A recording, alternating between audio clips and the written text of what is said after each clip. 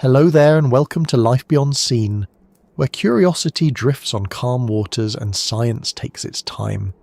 Tonight we set out together on a quiet voyage into a world long vanished, one that existed before forests, before bones, before anything with a face ever looked back at you. The seas of the Cambrian period were the first great stage of animal life, and though they have been silent for more than 500 million years, their story is still written in the stones beneath our feet.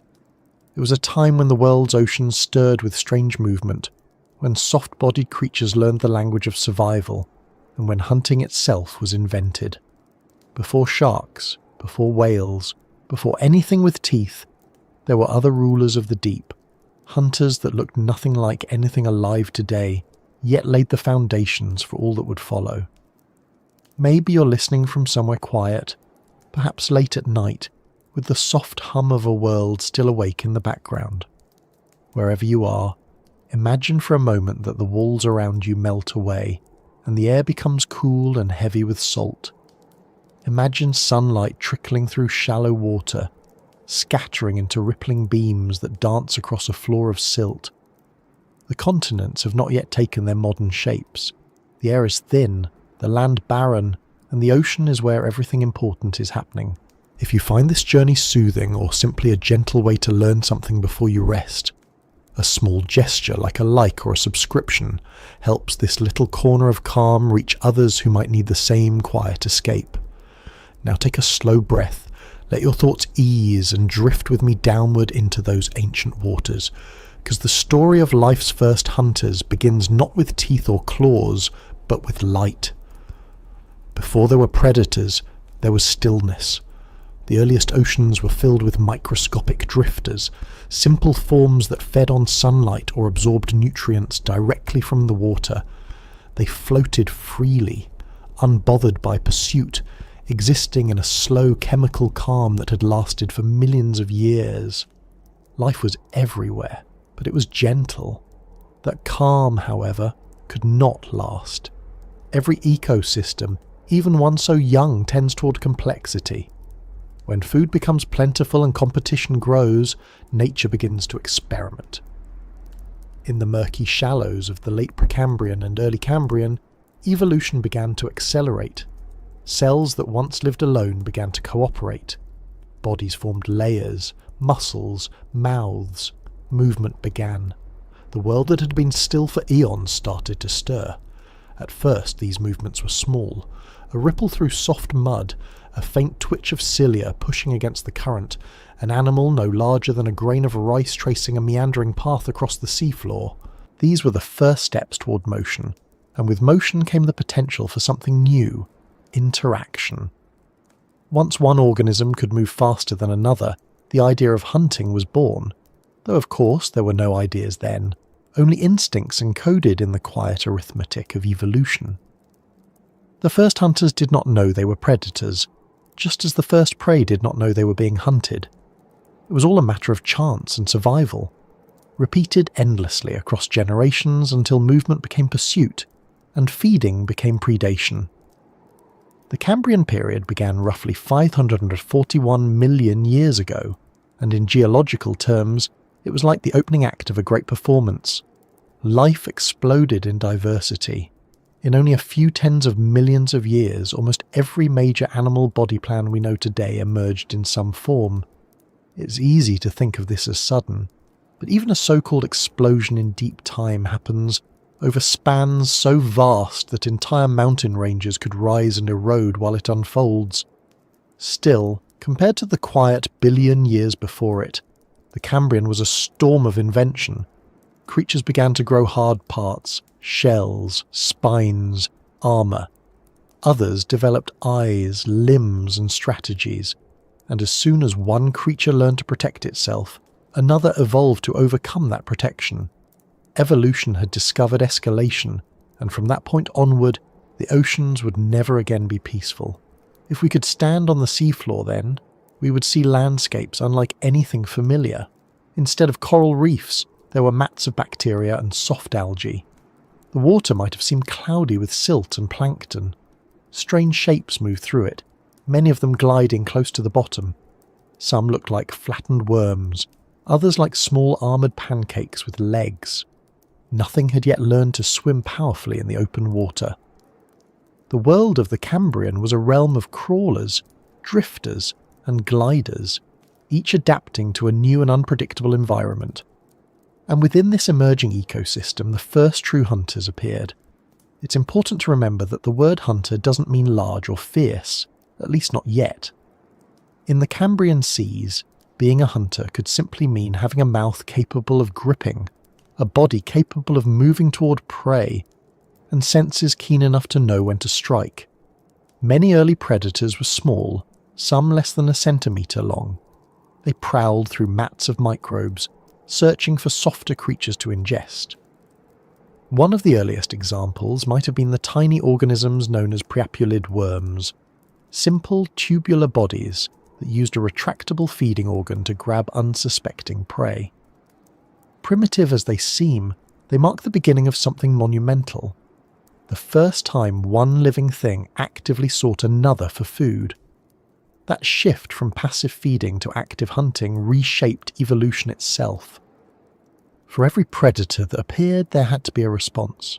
Some creatures developed shells of calcium carbonate, fragile but enough to resist a soft-bodied attacker. Others flattened themselves against the seabed, blending with sediment. Some grew spines or secreted toxins. Each adaptation forced the other side to improve. Eyes became sharper, limbs faster, shells thicker. Within only a few million years, the arms race of life had begun in earnest, and the oceans became laboratories of innovation. Among the many strange and wonderful creatures of this time, one stands out for what it represents rather than just how it looked. Imagine an animal with a soft segmented body, each segment lined with small flaps used for swimming.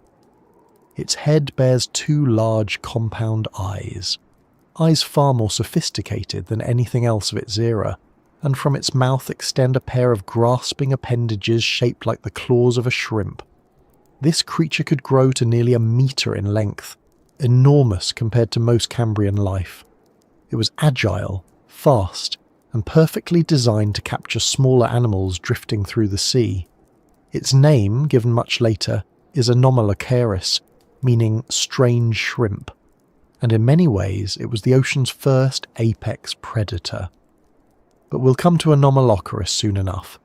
For now, imagine the smaller steps that made its existence possible. The evolution of vision, for instance, was one of the most significant changes of the Cambrian. Before eyes, life depended on touch and chemistry to find food or avoid danger. Once light became a source of information, everything changed. An animal that could see could plan, could orient itself, could chase.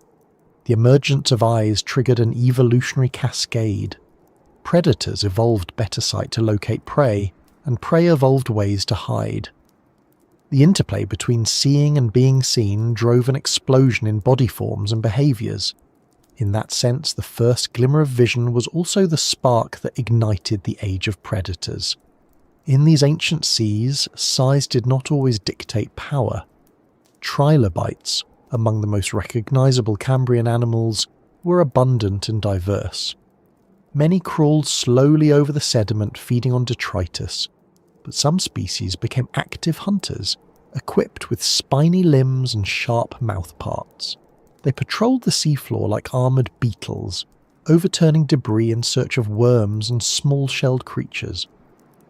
Their hard exoskeletons left behind some of the most detailed fossils in existence, giving us an intimate look at their anatomy, and even the traces of their compound eyes. For nearly 300 million years, trilobites would dominate marine ecosystems, a lineage that began in those same Cambrian waters where hunting first took shape. The Cambrian oceans were also home to a multitude of experiments that didn't last.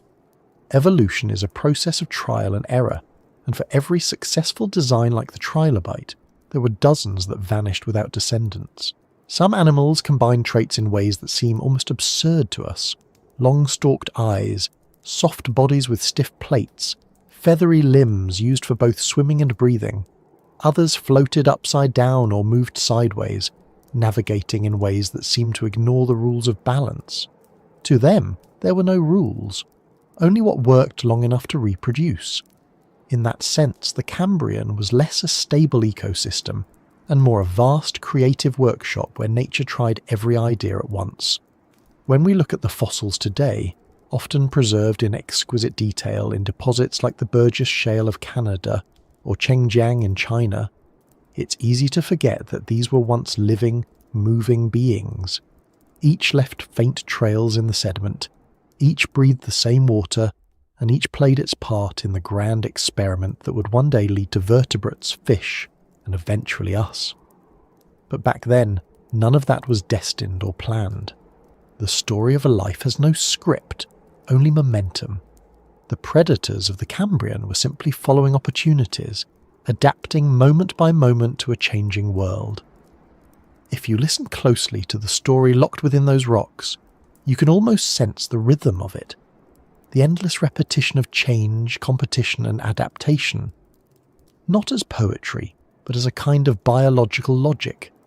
When one form found success, it multiplied. When it faltered, another took its place. The ancient seafloor became crowded with burrows, trails, and discarded shells. Above them, swimmers glided through the dim light, chasing or fleeing, feeding or hiding. For the first time in Earth's history, survival depended on more than simply existing. It required awareness, reaction, and strategy. And yet, for all its novelty, the Cambrian world was fragile. The oxygen levels of the oceans were still stabilizing. Volcanic activity could alter chemistry overnight. Extinction was as common as emergence.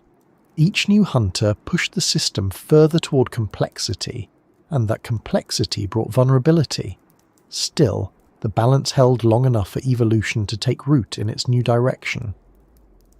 In those uncertain seas, the blueprint of modern ecosystems was being written, not by design, but through constant feedback between predator and prey. As we drift through this vision of the early oceans, it's worth pausing to imagine the silence of it all. There were no fish yet, no coral reefs echoing with clicks and calls, no sound of waves breaking on beaches lined with vegetation. Just the slow pulse of water, the faint stirring of limbs in silt, and the subtle shimmer of plankton drifting through sunbeams. In that hush, life's first hunters moved with purpose newly invented. Their legacy would ripple forward through every age to come. This was the dawn of pursuit, the first stirring of a chain of events that would eventually fill the seas with sharks and dolphins, the skies with birds, and the land with predators of every shape. It all began here, in the dim Cambrian light, when life learned not just to exist, but to chase. The world was ready for its next transformation, and deep within those waters, something extraordinary was beginning to unfold. Long before the seas filled with jaws and the sharp certainty of predation, the ocean floor was a quiet and almost gentle place. It wasn't empty, far from it, but the life that covered it had no real need for speed or violence. Everything moved slowly, gliding through mud or floating along with the current, feeding in silence. For hundreds of millions of years, that pace was enough. Energy came from sunlight filtered through the water and from organic matter sinking from the surface. Nothing had yet imagined teeth or claws or the intent to chase. To live was to drift, to feed, and to divide. That simplicity defined the planet's earliest oceans. Imagine standing on a shore that does not yet know plants or the colour green. The land stretches barren, bare rock and sand, occasionally darkened by thin microbial mats that cling to moisture. The air carries no sound but the wind, no scent but minerals. Ahead, the ocean breathes under a pale blue sky. At the surface, faint ripples catch the light of a sun still slightly dimmer than today's. Beneath, an entire world waits, alien yet alive, a realm of soft bodies and uncertain shapes. If you could dive into those waters, you wouldn't see anything large. The first ecosystems were microscopic tapestries of algae, bacteria, and single-cell drifters. They form the scaffolding of life, transforming light and minerals into energy, building oxygen, and setting the stage for what would come next. Down in the shallows, a layer of fine sediment blanketed the seafloor. Across it stretched colonies of cyanobacteria, creating sticky mats that trapped particles of sand and silt. These microbial carpets were among the oldest living communities on Earth, and in many ways they still are. Their modern descendants survive in tidal flats and lagoons, quietly continuing a process that began more than 3 billion years ago. On top of these mats moved small, soft-bodied animals, early worms, sponges and other creatures that left only the faintest traces of their existence. Many burrowed into the sediment, feeding on the organic matter buried within. Others filtered water, drawing in tiny food particles and expelling waste. The entire ecosystem operated on recycling and patience. Nothing hunted, nothing fled. But even in that slow rhythm, something was changing. Multicellularity had given organisms new possibilities. Instead of being confined to a single task, they could specialize. Some cells became stronger, forming muscle-like tissue. Others developed sensitivity to chemicals, temperature, or touch. Small as they were, these new creatures could now respond to their surroundings in more complex ways. Over millions of years, that sensitivity became coordination, and coordination became movement. The still world began to stir, not yet in pursuit, but in exploration. The Precambrian seas were ruled by simple physics as much as biology. Water moved in steady cycles, currents shaped by tides and temperature. The light that penetrated the upper layers of the ocean was the fuel of everything below, and in that delicate balance, early ecosystems found stability. Yet stability in nature never lasts forever. Whenever one form of life becomes dominant, it creates pressure for another to adapt. The vast microbial mats that covered the ocean floor were both cradle and buffet. They provided habitat, but they also offered abundant food for any organism that could find a way to graze effectively. The first animals to do so, perhaps small slug-like grazers with rasping mouthparts, were the early disruptors of that quiet world. Fossil evidence for this period is sparse but telling. In formations like the Ediacara Hills of Australia, impressions of soft-bodied creatures remain preserved in ancient sandstone. They bear no resemblance to modern animals. Some look like quilts, some like fronds, some like rings pressed into the mud. For decades, scientists debated what they even were, plants, fungi or animals. Today, most are thought to represent early experiments in animal life. These Ediacaran organisms lived in a time before hard shells, before skeletons, before anything resembling the predators that would define the Cambrian. Their bodies were fragile, but their persistence shaped the ecosystem that followed. The Ediacaran world ended gradually, not with disaster, but with transition. As oxygen levels in the oceans rose and nutrients became more abundant, life grew more active. The chemistry of the planet itself changed, paving the way for biological innovation. It was during this time that the genetic toolkit for complex animals developed, the genes that would later give rise to eyes, limbs, and nervous systems. Though nothing yet had teeth, the blueprint for building them was quietly assembling in the DNA of simple creatures drifting through those early waters. The idea of a world without predators is difficult to imagine. We live surrounded by competition, where every ecosystem is defined by who eats whom. But before the Cambrian, the concept of predation didn't exist. Organisms absorbed, grazed, or filtered. Energy moved slowly through the web of life. A sponge could live unbothered, growing steadily on the seafloor, feeding on microscopic particles carried by the current. Worms could burrow without fear of being chased. The absence of danger shaped evolution just as much as its later presence would. Without threats, creatures could afford to be soft, slow, and exposed. Still, evolution does not recognize peace as an endpoint. Given enough time, any imbalance creates an opening for change. the soft-bodied world, rich with unprotected life, was an opportunity waiting to be exploited. Somewhere in those ancient sediments, a lineage of animals began to develop structures that allowed for grasping and tearing. They were not yet jaws, but flexible, muscular openings that could close and hold. It was a simple change, but profound. The ability to capture another organism instead of simply absorbing detritus introduced a new way to survive. Those that could do it gained access to concentrated energy and nutrients, and that advantage drove further refinement. One of the first clues to this new behaviour comes from trace fossils, burrows and tracks left in the sediment. Around the boundary between the Ediacaran and Cambrian periods, these traces become deeper, more complex, more directed. Instead of meandering randomly, some burrows follow purposeful paths, intersecting the remains of other organisms. This suggests active searching. Something was moving through the mud not just to hide or feed passively, but to find specific targets. It's in these silent tracks that we see the first hints of the hunter's mindset taking shape. To understand how radical this was, consider that for billions of years, life had followed a simple rule. Energy flowed from the sun to producers, from producers to decomposers, and then back into the environment. Now a new channel opened, one in which animals consumed other animals.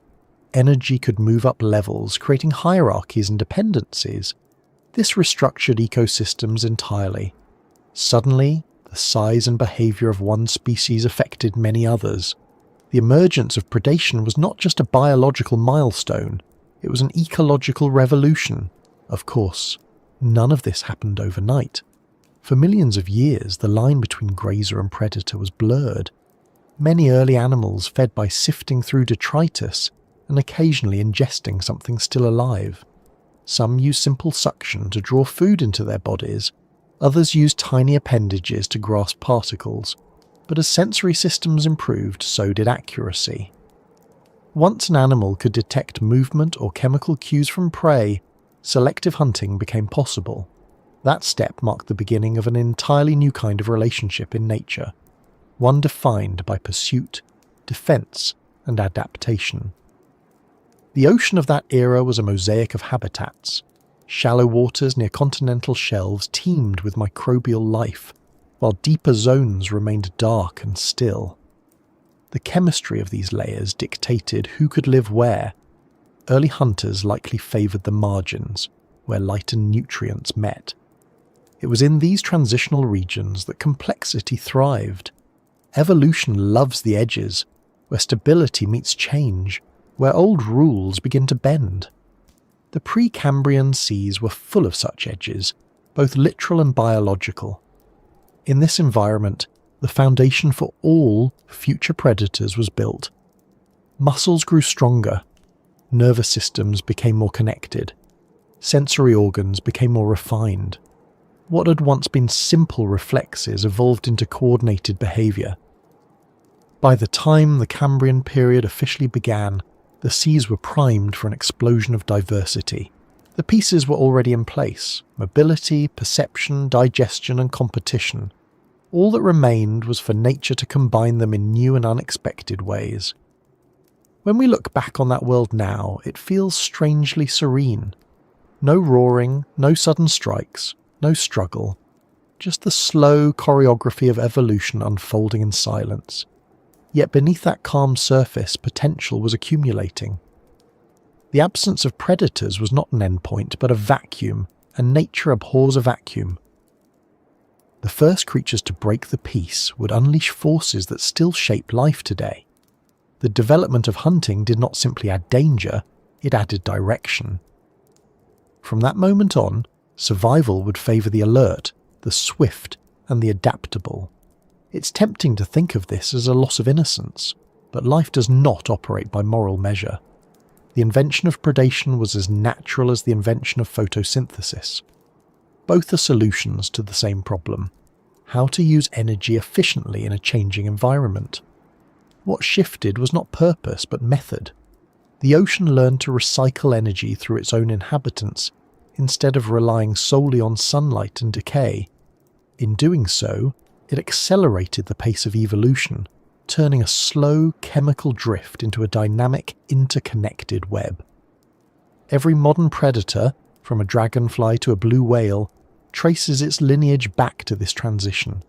The very idea of movement with intent, the chase, the strike, the strategy, originated in the soft shadows of those early seas. Even the simplest reflex you have today, the impulse to reach out and grasp, carries echoes of that same evolutionary moment. It was the dawn before the dawn, the moment before the Cambrian truly bloomed. As the clock of deep time turned and oxygen levels rose higher still, the gentle equilibrium of the Precambrian oceans began to shift irrevocably. Shells appeared. Eyes evolved. The silt that once held simple burrows now recorded complex interactions. The world was about to awaken in full, and the quiet age before teeth was ending. Far below the surface, unseen and unnoticed, the hunters were already coming to life. The turning of the Earth 540 million years ago marked a transformation so profound that it still defines everything alive today. The seas that had once been dim and still began to shimmer with movement, colour and form. What had been a quiet garden of simple creatures erupted into an experiment of almost reckless creativity. The Cambrian period arrived, and with it came the first great diversification of animal life. The ocean, which had been a tranquil reservoir of soft shapes and slow grazers, suddenly became crowded. Bodies grew larger, stranger, and more complex. This was not a sudden explosion in the human sense of the word. It took millions of years. But in the scale of evolution, it was as if the planet itself had drawn a deep breath and awakened. In the sediments of what would one day be Canada, China, Greenland, and Australia, fossils capture the evidence of this awakening. Layer upon layer of fine mud hardened into stone, preserving ghostly outlines of creatures that lived and died in those early seas. Some resemble familiar forms, worms, arthropods, sponges, but others defy easy classification. They are the evolutionary equivalents of sketches, prototypes, ideas in progress. The Cambrian was an age of experimentation, and nature had no shortage of imagination. Legs appeared, eyes appeared, jaws, shells, segments and spines, each invention branching into new possibilities. For the first time, ecosystems became dynamic, with multiple layers of predators, prey, and scavengers all interacting in ways that had never existed before. At the start of this period, much of Earth's surface was covered in shallow seas. The continents were smaller and scattered closer to the equator, where sunlight and warmth encouraged photosynthesis. Oxygen levels were rising, though not yet near modern levels, and the chemistry of the oceans was shifting towards stability. These conditions created fertile ground for innovation. Evolution thrives where the environment provides both opportunity and pressure. In the Cambrian, those two forces work together perfectly. Organisms had access to abundant resources, but they also faced increasing competition. The result was an evolutionary arms race that transformed the planet. To understand the scale of that transformation, it helps to think about what evolution really is. It's not a ladder or a plan. It's a constant series of small changes, each tested by the simple question of survival. Those that work persist, those that don't vanish. For most of Earth's history, the changes had been slow and subtle. The genetic experiments of early life produced incremental improvements, better ways to capture sunlight, digest nutrients, or resist environmental stress. But once multicellular organisms began interacting directly, feeding on one another, competing for space and resources, evolution shifted gears. Natural selection became faster, more responsive. Each new trait could spark a cascade of adaptations across multiple species. The Cambrian was the first time life responded not just to its surroundings, but to itself. One of the most significant developments was the emergence of skeletons. Until then, most creatures had been soft-bodied. leaving only faint impressions behind. But during the early Cambrian, animals began producing hard parts: shells, plates, spines, and tubes. These structures provided protection against attack, but they also allowed new forms of movement. Muscles could anchor to rigid supports, enabling stronger contractions and more controlled motion. The diversity of shapes expanded dramatically. Some species grew long armoured tubes and lived fixed to the seafloor. Others developed jointed exoskeletons and legs for walking. The interplay between defence and mobility set off a feedback loop that would define marine life for the rest of Earth's history. The fossil record of this time tells a story not of gradual improvement, but of sudden variety. Within a relatively short span, we see the ancestors of almost every major animal group appear: arthropods, mollusks, echinoderms, and even the early forerunners of vertebrates. It's as if evolution had opened a floodgate of possibilities and let them all run at once. For scientists, this rapid diversification remains one of biology's great puzzles. What exactly triggered it? Several factors likely work together: rising oxygen, new ecological interactions, and the genetic flexibility that came from a recently evolved set of developmental genes. These genes, which control how body plans are organised during growth, allowed evolution to rearrange existing structures in creative ways. A limb could become a fin, an antenna, or a jaw, depending on subtle changes in timing and expression. The genetic foundation for complexity had finally matured, and the environment provided the stage. If we could visit those oceans now, we might struggle to recognise them as part of the same planet. The water was shallower, the light softer, the atmosphere thinner. Yet beneath the waves it was teeming with activity. Trilobites scuttled over the seafloor in search of food, their jointed legs stirring up clouds of sediment. Small worm-like creatures burrowed through the mud, leaving winding trails behind them. Above them swam forms so unusual they seem almost alien. Fan-shaped swimmers, disc-bodied drifters, and long ribbon-like animals that undulated through the current. Every niche was being filled for the first time. There were grazers feeding on microbial mats, scavengers cleaning up remains, and predators stalking through the water column. The Cambrian marked the birth of the modern ecosystem. Among the many inventions of this era, perhaps none was more transformative than vision. Before the Cambrian, the sense of sight had been rudimentary at best, simple light-sensitive patches that could detect brightness but not shape. Now, true eyes appeared, capable of forming images. The first compound eyes, made of dozens or hundreds of tiny lenses, gave their owners the ability to perceive motion and direction with remarkable precision. This single development reshaped evolution almost overnight. With sight came awareness, and with awareness came strategy. Animals could now recognize potential mates, avoid obstacles, and track moving prey. The interplay between hunter and hunted intensified dramatically, driving further adaptations in both offense and defense. The emergence of eyes also changed how creatures interacted with their environment. Brightly coloured shells and patterns evolved, perhaps as camouflage, perhaps as display. Some animals used transparency to disappear into the water, while others developed hard carapaces that reflected or diffused light. For the first time, behaviour became complex. Creatures began responding not only to chemical cues, but to visual signals. A chase could now involve anticipation, pursuit, and evasion. In this sense, the Cambrian wasn't just a biological revolution, it was a sensory one. Another innovation that reshaped the seas was the development of more efficient movement.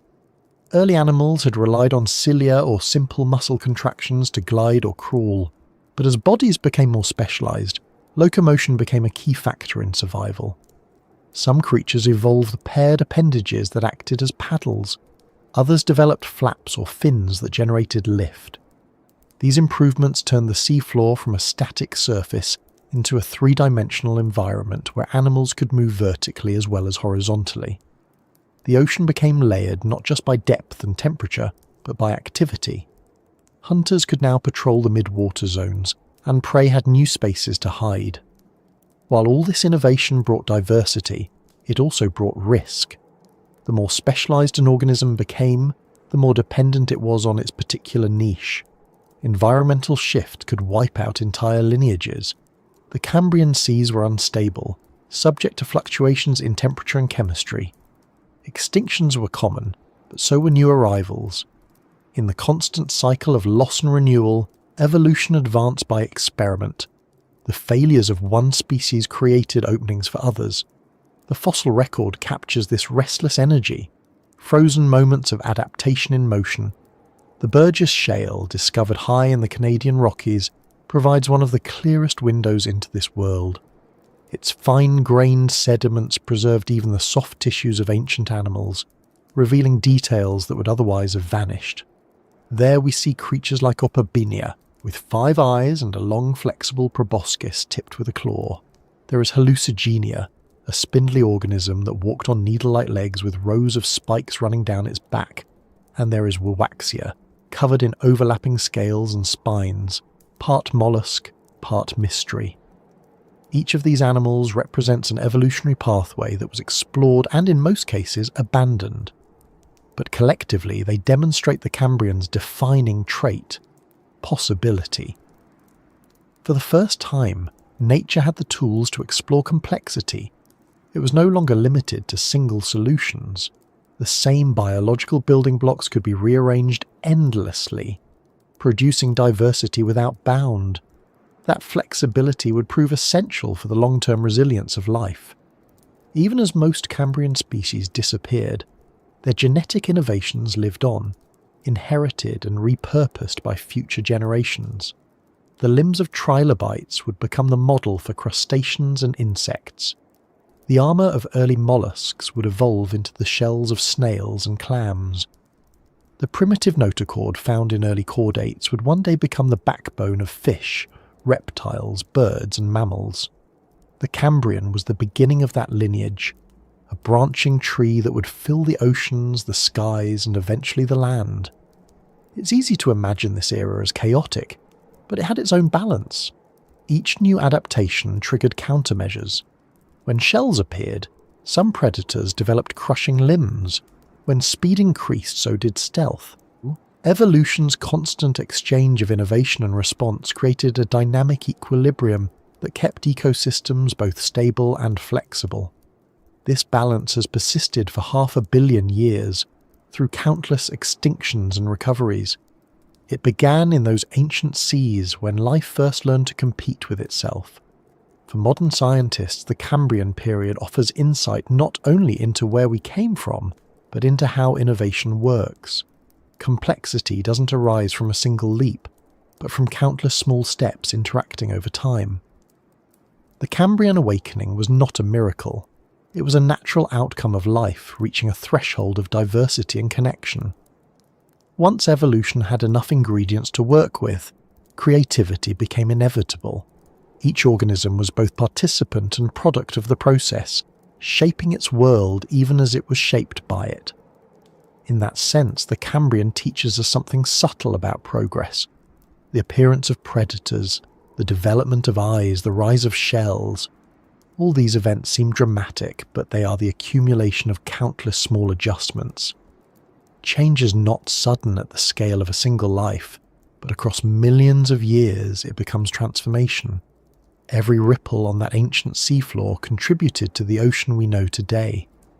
The awakening of the Cambrian was not just about survival. It was about awareness, about the first glimmers of interaction that went beyond mere reaction. A creature sensing another's movement, responding not by instinct alone but by memory and pattern recognition. That was the beginning of behaviour. The biological machinery of neurons and senses was assembling the capacity for curiosity. In a very distant way, those early hunters and their prey set the stage for perception itself. As the eons passed, the diversity of life deepened. The oceans grew crowded with forms that grazed, hunted, scavenged and hid. The first complex food webs emerged, linking thousands of species in a single tapestry of energy exchange. The seas that had once been quiet and slow now pulsed with vitality. The age of passive existence was over. Life had awakened to itself, and nothing would ever return to stillness. The world that rose from this awakening was vibrant and volatile. The predators that would soon dominate it were already evolving in miniature, the precursors of trilobites, the ancestors of Anomalocaris, the early arthropods testing new ways to move and feed. They were small, but the blueprint for power was there. Soon, the arms race of the Cambrian would reach its peak, and the first true marine hunters would rule the seas. The stage was set, the actors assembled, and the drama of predation was about to begin in earnest, deep in those restless waters where the story of life's hunger first took shape. When light first met vision, the world changed forever. Before that moment, life had existed in a kind of sensory fog, guided only by touch and chemical traces. The oceans were a place of gradients, warm and cold, light and dark, nutrient-rich and barren, but none of their inhabitants truly saw them. They felt the world through proximity, through molecules drifting in the water, through vibration and contact. Then, somewhere in those ancient shallows, the chemistry of sensation evolved into something far more powerful. Photoreceptive cells, molecules that reacted to light, began to cluster and organize. The first eyes were not eyes as we know them. They could not form images or detect shapes. They were patches of pigment, shallow cups that simply distinguished light from darkness. But that distinction changed everything. The Cambrian seas were already crowded with motion by the time vision began to spread. Organisms moved through the water in search of food, partners and safety. Until this point, encounters between species were mostly accidental, determined by the random movement of currents. But light offered a new kind of information. It allowed direction. An animal could now orient itself toward brightness or away from shadow. For the first time, life had a way to map its surroundings beyond touch. The earliest creatures to develop this sense gained an enormous advantage. They could find food faster, detect movement sooner, and avoid becoming a meal themselves. Evolution wastes nothing once it finds a useful tool, and so vision spread rapidly across the oceans. The origin of eyes was not a single event, but a cascade of improvements built upon simple beginnings. Photoreceptors grouped together, forming curved surfaces that could detect the angle of incoming light. A shallow depression became a cup deepened into a pit, and the pit grew a narrow opening that improved resolution. Eventually, transparent layers formed to protect these delicate organs, and primitive lenses evolved to focus light more effectively. Each step, small on its own, compounded over time. What began as a faint shimmer of awareness became the ability to see. The fossil record gives us a few glimpses of this transformation. Among the earliest creatures with true eyes were trilobites, those iconic segmented arthropods that crawled across the Cambrian seafloor. Their eyes were compound, made up of hundreds of tiny lenses, each a perfect piece of natural engineering. Under magnification, they resemble a honeycomb of crystal domes, each one capturing light from a slightly different angle. This mosaic of inputs formed a single, panoramic view of the world, a vision suited not for beauty but for precision. Trilobite eyes were made of calcite, a mineral that also formed their exoskeletons. They were literally stone eyes, grown from the same material that protected their bodies. Hard, durable, and ancient, they allowed these creatures to detect predators and prey alike in a way that nothing before them could. But trilobites were not alone in this visual revolution. Other arthropods, soft-bodied or partially armoured, developed similar systems. Anomalocaris, one of the largest and most formidable hunters of the time, possessed a pair of enormous compound eyes mounted on stalks. Each eye contained tens of thousands of lenses, granting it exceptional resolution. In modern terms, its eyesight may have rivaled that of a dragonfly, among the best visual systems nature has ever produced. Imagine that for a moment, In a world where most animals were still groping blindly through the dark, a meter-long predator was gliding through the water with crystal eyes capable of detecting the faintest flicker of motion. It could spot prey from a distance, adjust its path, and strike with precision. In a very real sense, sight created the predator as we understand it. The emergence of vision transformed not only how animals hunted, but how they lived. Light became a form of communication. Colours, patterns, and movements gained new meanings. Some creatures evolved reflective surfaces to confuse or dazzle attackers. Others used pigmentation for camouflage, blending into the silt or the dim green light near the seafloor. The arms race that began with movement now expanded into perception. To be seen was to be vulnerable. To see was to hold power. Every improvement in sight demanded an equal improvement in concealment. It was a dialogue that has never ended, continuing today in every ecosystem from coral reefs to forests. It's easy to underestimate how profound this change was. Before sight, time in the ocean moved slowly. Events unfolded at the pace of diffusion and drift. But once animals could see, reaction became immediate. The tempo of life accelerated. A shadow passing overhead could trigger escape. A flash of motion could draw pursuit. The ocean became dynamic not only in biology but in behaviour. Each encounter between species carried new complexity, new possibility. The Cambrian world was learning to act and react in real time. For scientists studying the early evolution of eyes, there is no single fossil that marks the exact transition from light sensitivity to vision. The process was too gradual, too varied. But we can infer much from modern biology. Many of the same genes that build eyes in humans are present in animals that diverged hundreds of millions of years ago. These conserved genetic patterns suggest that the foundations of vision evolved once and were then modified repeatedly. In other words, the ability to see did not evolve separately in every lineage. It began early, perhaps in a common ancestor of all animals that possessed nerve tissue, and was elaborated upon in countless ways. The Cambrian simply represents the point where vision reached its first true sophistication. An organism with eyes could no longer rely on the cover of darkness or stillness alone. It needed new defences. Hard shells, spikes, and burrowing behaviours all intensified during this time.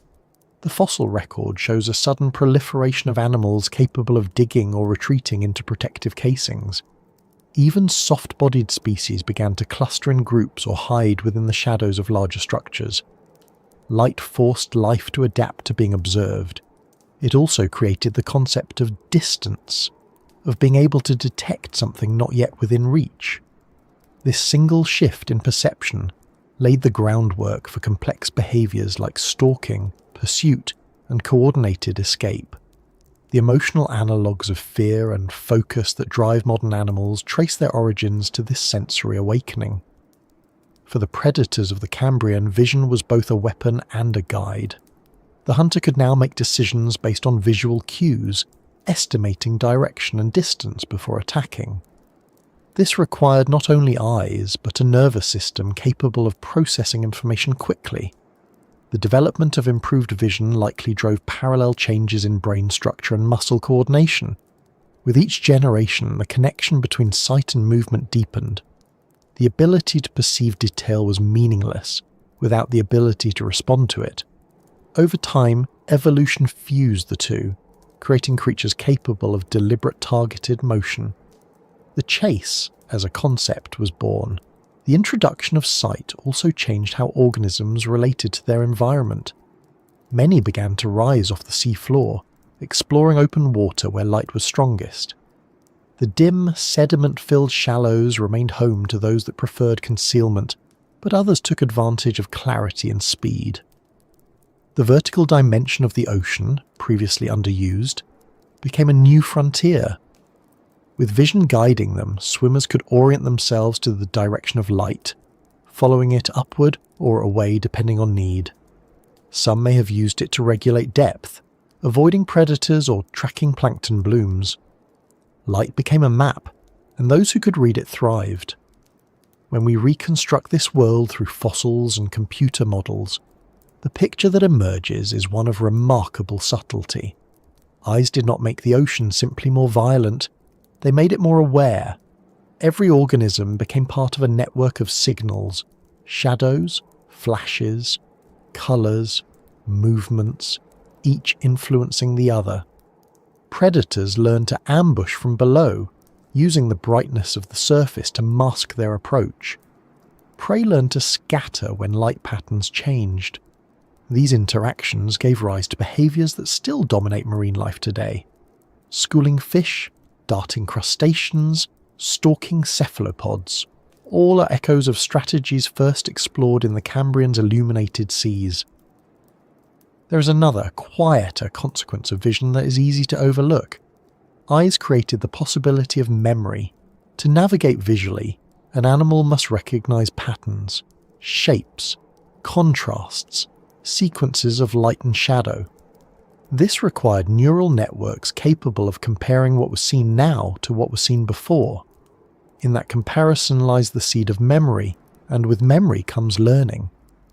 An animal that remembered the shape of a predator or the location of shelter would survive longer than one that did not. Over countless generations, this favoured creatures with more sophisticated nervous systems. The path from simple vision to cognition began here, in these same ancient waters where the first eyes opened. The Cambrian Ocean, therefore, was not only a theatre of survival, but of perception. Each species experienced its world differently depending on how it saw or didn't see. For some, light was a danger to be avoided. For others, it was a tool, a weapon, or even an invitation. The diversity of eyes reflected the diversity of lifestyles. Some were large and mounted on stalks, scanning the horizon for movement. Others were tiny pinpoints embedded in the body, detecting only the faintest shifts in brightness. There were no standards yet, no single solution to the problem of sight. Evolution was still testing, comparing, refining. Among the many wonders of the Cambrian, the variety of visual systems stands out as a microcosm of evolution itself. Each adaptation opened new ecological possibilities. A predator with forward-facing eyes could judge depth and strike accurately. A prey animal with eyes on the sides of its body could watch in all directions at once. Those advantages reinforced behaviours and body plans, driving further divergence. Over time, sight didn't just change how creatures survived, it changed what they became.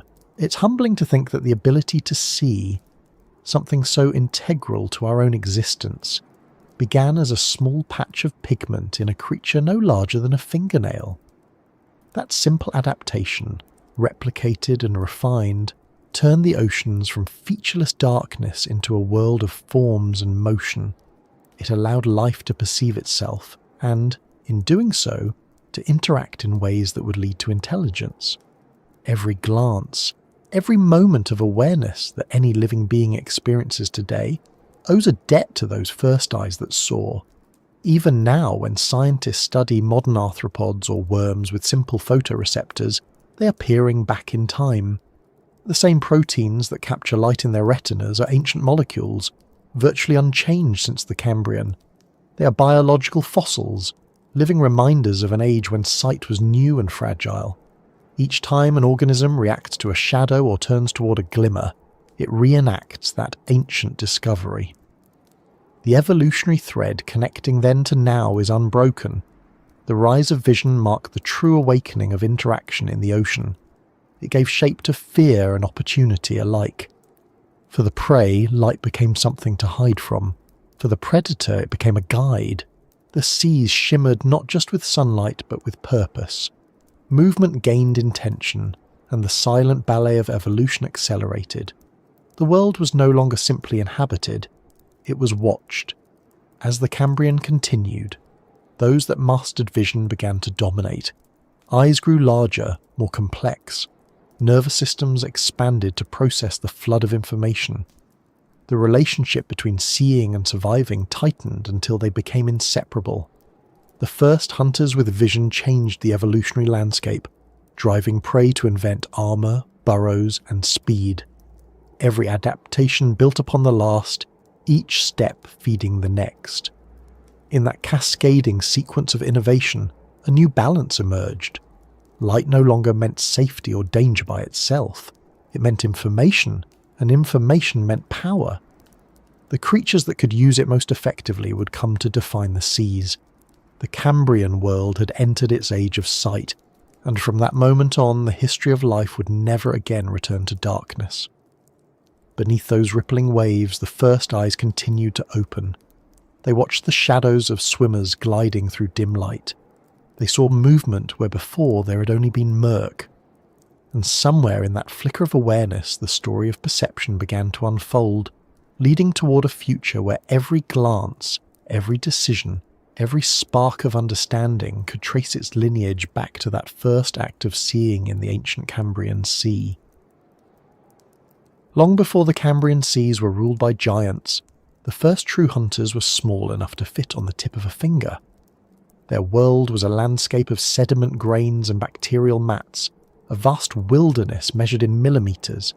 Yet within that confined scale, a revolution in behavior was unfolding. These creatures did not drift passively or wait for nutrients to come their way. They sought. They followed chemical trails, sensed vibration, and moved with intention. They were the first animals to chase living prey, and in their tiny bodies the logic of the predator was born. The Cambrian period was still young when these miniature hunters began to thrive. The ocean at that time was layered with opportunity. Plankton floating near the surface, algae coating rocks, detritus accumulating in the shallows. Everywhere was food if one knew how to reach it. The first grazers and scavengers had already transformed the ecosystem by disturbing microbial mats and breaking down organic matter, but they had also created a new niche: prey. To feed on another animal was a new concept, and it carried immense evolutionary potential. The energy locked inside living tissue was dense and efficient. A creature that could capture it gained far more than one that sifted endlessly through debris. Among the earliest known predators were the preapulid worms, small tubular animals equipped with an extendable proboscis lined with spines or teeth-like structures. These weren't jaws in the modern sense, but they served the same purpose: gripping, pulling, and consuming. Preapulids burrowed through the soft seafloor, emerging to grab unsuspecting prey, often smaller worms or larvae. Their fossils, found in formations such as the Burgess Shale and the Sirius Passet in Greenland, show that they were already well adapted for a life of ambush. Some species grew only a few centimetres long, yet they represent a profound shift in the history of life, the transition from passive feeding to active predation. The mechanics of their hunting were simple but effective. A preapulid would extend its introvert, a muscular feeding organ covered in hooks, to seize and retract prey into its digestive tract. The process was slow by modern standards, but in the Cambrian Ocean, where reflexes were still primitive, it was devastatingly efficient. Once caught, there was no escape. In those tiny encounters beneath the sediment, evolution was discovering the blueprint for every predator that would follow. Muscles coordinated with nerves, movement with perception, and feeding with action. As these small predators multiplied, the seafloor became a more dangerous place. Soft-bodied creatures that once roamed freely began to develop defensive strategies. Some evolved thicker cuticles or simple external skeletons. Others learned to burrow deeper or move faster. The balance between offense and defense, once almost non-existent, became a central force shaping evolution. The competition at this scale was fierce, and each new adaptation spread quickly through the gene pool. Trilobites, the iconic inhabitants of Cambrian seas, began their rise during this time as well. Many were scavengers or grazers, but some smaller species may have turned to opportunistic hunting. Their segmented bodies and jointed limbs gave them agility that few of their contemporaries could match. Trilobites with spiny appendages and specialized mouthparts could stir the sediment to uncover worms and soft-bodied prey. Fossilized trackways show evidence of pursuit, trails that curve or double back suggesting directed movement rather than random wandering. To modern eyes, these patterns might look like the meandering of a beetle across sand, but in them lies the first hint of deliberate behaviour in marine life. The world of these small hunters was not only one of movement but of sensing. Chemical detection was perhaps their most important tool.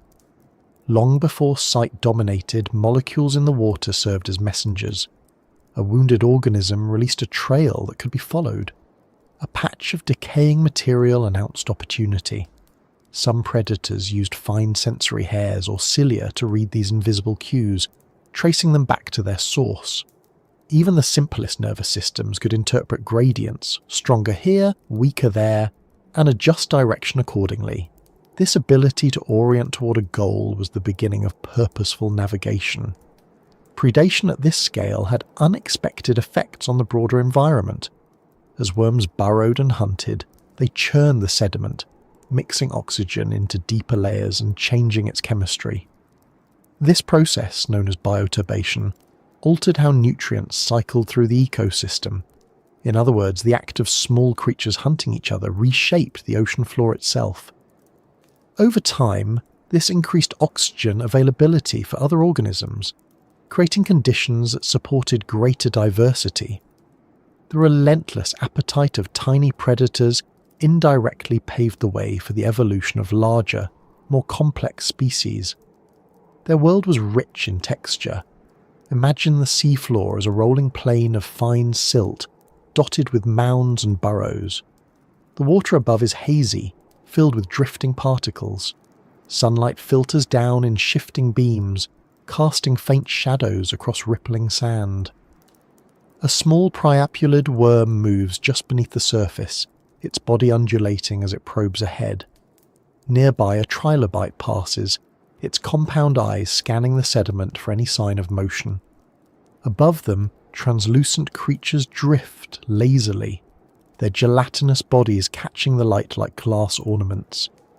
It was a quiet but restless ecosystem, each moment charged with tension between hunger and survival. In this setting, size was deceptive. A creature no longer than a fingernail could dominate its surroundings simply by being faster or more perceptive. Evolution had not yet produced giants, but it had produced efficiency. The advantage lay not in strength, but in strategy. To find prey before being found became the defining rule. The ocean, once governed by chemistry and chance, now ran on awareness. As the Cambrian progressed, diversity increased rapidly. New body plans appeared almost monthly in geological terms. Some of these were minor variations, different limb arrangements, new shell textures, but others introduced entirely novel features. Among them were the first true appendages adapted for grasping. In certain early arthropods, the front pair of limbs became specialized claws or feelers, perfect for capturing small prey. These developments gave rise to a new type of hunter, one that could not only find but manipulate its food. One particularly intriguing animal from this period is Kerygmacula, a slender swimmer with a row of lateral flaps for propulsion and two large grasping appendages at the front of its head. It was small by modern standards, perhaps 20 centimetres long, but it represents a key step toward the sophisticated predators that would later dominate the seas. Its eyes were simple, its movements graceful, and its appetite considerable. It fed on smaller organisms in the open water, marking one of the earliest transitions from benthic hunting along the seafloor to active predation in the water column. Another remarkable creature, Pamdelurion, shared similar traits: a flattened body, flexible lobes for swimming, and delicate appendages for seizing prey. Both animals were early members of a lineage that would eventually produce Anomalocaris, the apex hunter of the Cambrian. In their structure, we see the gradual assembly of the predator's toolkit: mobility, coordination, and sensory precision. Each small refinement brought greater control over the environment, and with it, more efficient feeding. The interplay between these small hunters and their prey set off a chain reaction. As predation intensified, prey species developed tougher exteriors, leading to the widespread appearance of biomineralization. The the process by which organisms incorporate minerals into their tissues to form shells and spines. This in turn forced predators to evolve stronger mouthparts and more powerful digestive systems. The result was a feedback loop that accelerated evolution across the entire biosphere. Every meal came at a cost, and every adaptation demanded an answer. Despite their size, these small predators shaped the direction of evolution more profoundly than any giant that would follow. They introduced the ecological dynamics that define life to this day: predator and prey, pursuit and evasion, innovation and response. In their tiny blind conflicts, nature learned efficiency. Energy began to move through ecosystems faster, driving metabolism, specialization, and complexity. What had once been a slow exchange of nutrients now became a rapid circulation of life and death. For paleontologists, reconstructing this microscopic drama requires patience and inference. Many of the players left no bones, no shells, only the traces of their activity. Burrows, feeding marks, and disturbed sediments tell the story in negative space. In some places, delicate fossils capture the outlines of soft bodies compressed into shale, revealing fine details like proboscises, spines, and appendages. From these, we can imagine how these animals behaved. We can see them as they were, small, determined, endlessly hungry. The abundance of such creatures also meant that they formed the base of new food chains. Larger predators, including the early arthropods, began feeding on them, creating multi-tiered ecosystems for the first time. The simple two-level structure of producer and consumer evolved into a complex web. This complexity in turn supported stability. As more species interacted, energy flowed through the system in multiple directions. When one population declined, another could fill its role. The ocean was learning resilience through diversity. Even at this early stage, behaviours emerged that would later become hallmarks of advanced predation. Some animals hunted cooperatively, following one another's trails through the sediment. Others exhibited territoriality, defending feeding grounds or burrow systems. There is evidence that certain worm species returned to the same burrows repeatedly, suggesting not just instinct but rudimentary spatial memory. The seeds of strategy were germinating, and they would blossom fully in the eons to come. The energy economy of the Cambrian Ocean was astonishingly efficient. Every dead organism became food for another. Every movement stirred nutrients into circulation. Nothing went to waste. In this economy, the smallest predators played a vital role as recyclers, transforming organic matter and fueling the growth of larger life forms. The efficiency of this system ensured that evolution could afford to experiment with new designs. It provided the surplus energy necessary for the rise of complex nervous systems, musculature, and sensory organs. Without those first voracious little hunters, the great apex predators of later eras might never have existed. If one could shrink down and observe this world firsthand, it would look both alien and familiar. Streams of tiny organisms moving with purpose, responding to one another's presence, forming an intricate dance of pursuit and escape. Each interaction lasted only seconds, yet the consequences rippled through deep time. These were the first negotiations of survival, the testing ground where nature refined its most enduring ideas. The Cambrian seas were a theatre of constant motion, but within that motion lay hierarchy. The small ruled by number, by adaptability, by relentless appetite. They did not need to dominate through size because their collective influence was far greater. Every burrow dug, every grain of sediment turned, every organism consumed left an imprint on the world's evolving ecosystems. The ocean's balance depended on their hunger, and so the story of life's great predators does not begin with the mighty or the monstrous, but with the minute. In their small bodies beat the same rhythms that would one day drive sharks through the deep and falcons through the sky. The instincts forged in the Cambrian mud, the impulse to chase, to grasp, to feed, remain within every living creature that hunts today. They were the first to teach the ocean what it meant to hunger, and their lesson would echo forever. The seas that had once belonged to drifters now belonged to seekers. Beneath the rippling light, amid the fine dust of ancient seafloors, a new kind of life had taken hold. It was quick, it was clever, and it was never satisfied. From that restless energy would rise the first true rulers of the ocean, the hunters that would make even the small tremble, the apex forms of the Cambrian seas that would soon arrive to claim their dominion. Long before the ocean was ruled by sharks or reptiles or anything resembling a fish, it belonged to something stranger. In the shifting shallows and darkened slopes of the Cambrian seas, an animal glided that seemed to break every familiar rule of form. Its body was soft yet strong, its movements graceful yet lethal. It was neither worm nor insect nor fish, but something entirely its own. To the small creatures of its world, it was the end of calm and the beginning of fear.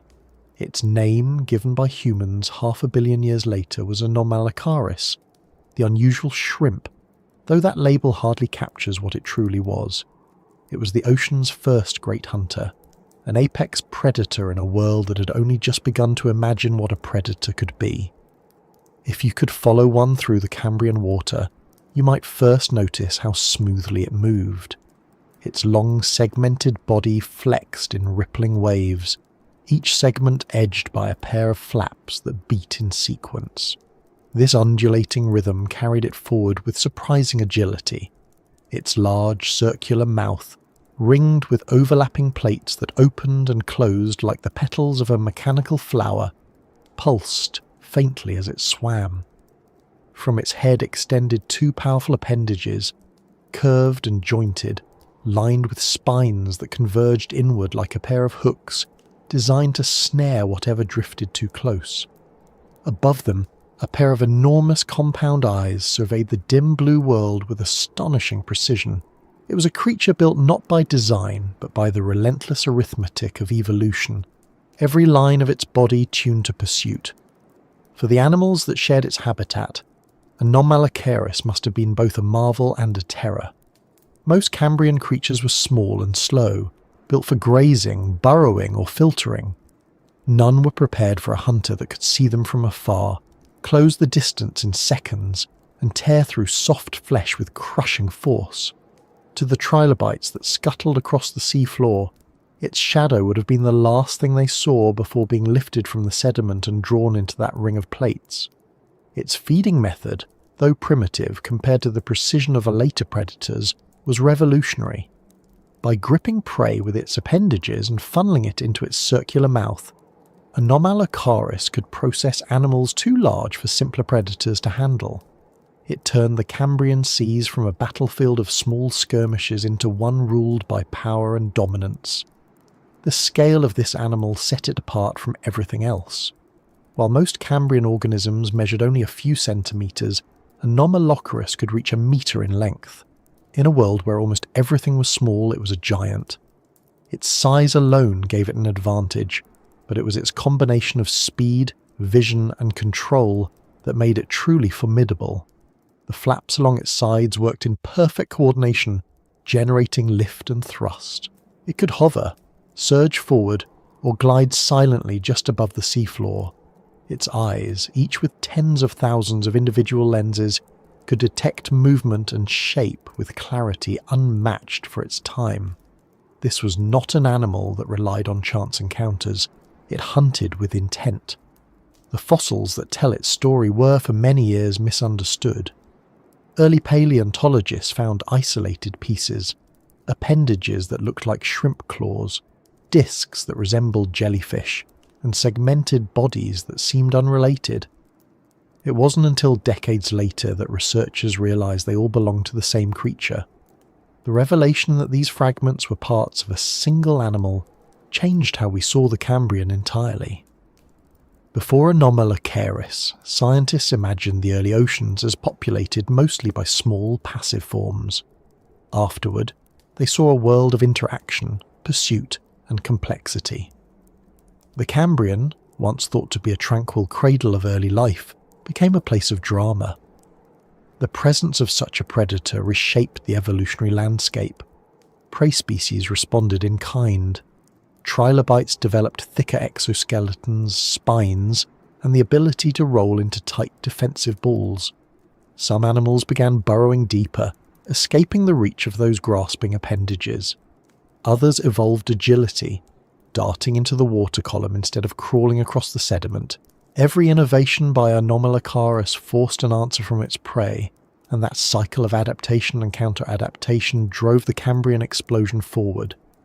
The arms race that began at the microbial level now had a master participant, a creature whose very existence compelled change across the biosphere. Its anatomy reveals how specialized evolution had already become. The flaps that lined its body acted much like the fins of modern cuttlefish, creating lift with minimal effort. Small, paddle-like lobes under each flap likely helped it steer with precision. Its head bore a flexible neck region, allowing it to pivot and aim its grasping limbs forward. The mouth parts, once thought to crush trilobite shells, may have been used primarily for consuming soft-bodied prey, though it's possible that Anomalocaris could crack through weaker armour when necessary. Inside its body, a simple but effective digestive tract ran the length of its torso, supported by lateral lobes that may have functioned as primitive gills.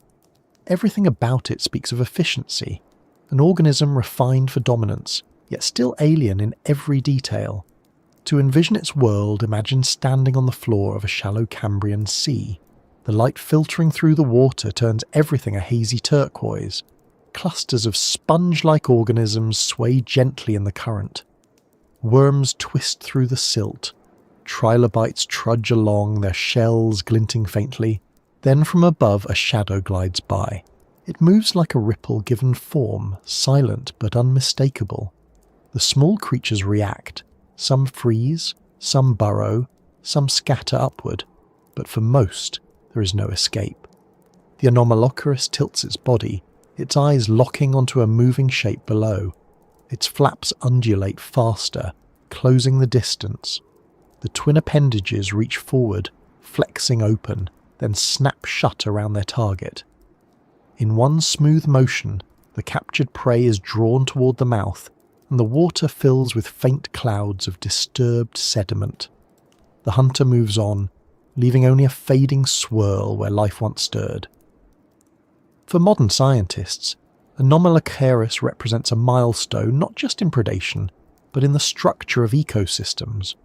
Before it, food webs were relatively flat, composed mostly of primary consumers and detritivores. With its arrival, a new tier appeared at the top, the apex predator. This role introduced regulation, preventing overpopulation of smaller species and maintaining ecological balance. Though such balance was primitive and unstable by modern standards, the principle was the same. Predators like Anomalocaris did not simply consume, they organised life by enforcing limits. In doing so, they shaped the very architecture of the marine world. Its dominance, however, was not eternal. Like all evolutionary experiments, Anomalocaris belonged to a particular moment. Its lineage, the radiodonts, would flourish for millions of years but eventually give way to newer, more efficient hunters. Over time, arthropods diversified into countless forms, some scuttling across the seafloor, others swimming through open water, still others venturing eventually onto land. Yet in each of these descendants, fragments of Anomalocaris persisted. Its segmented body plan, its jointed appendages, its visual acuity, all became foundational elements of later success. It was not the end of a line, but the beginning of one.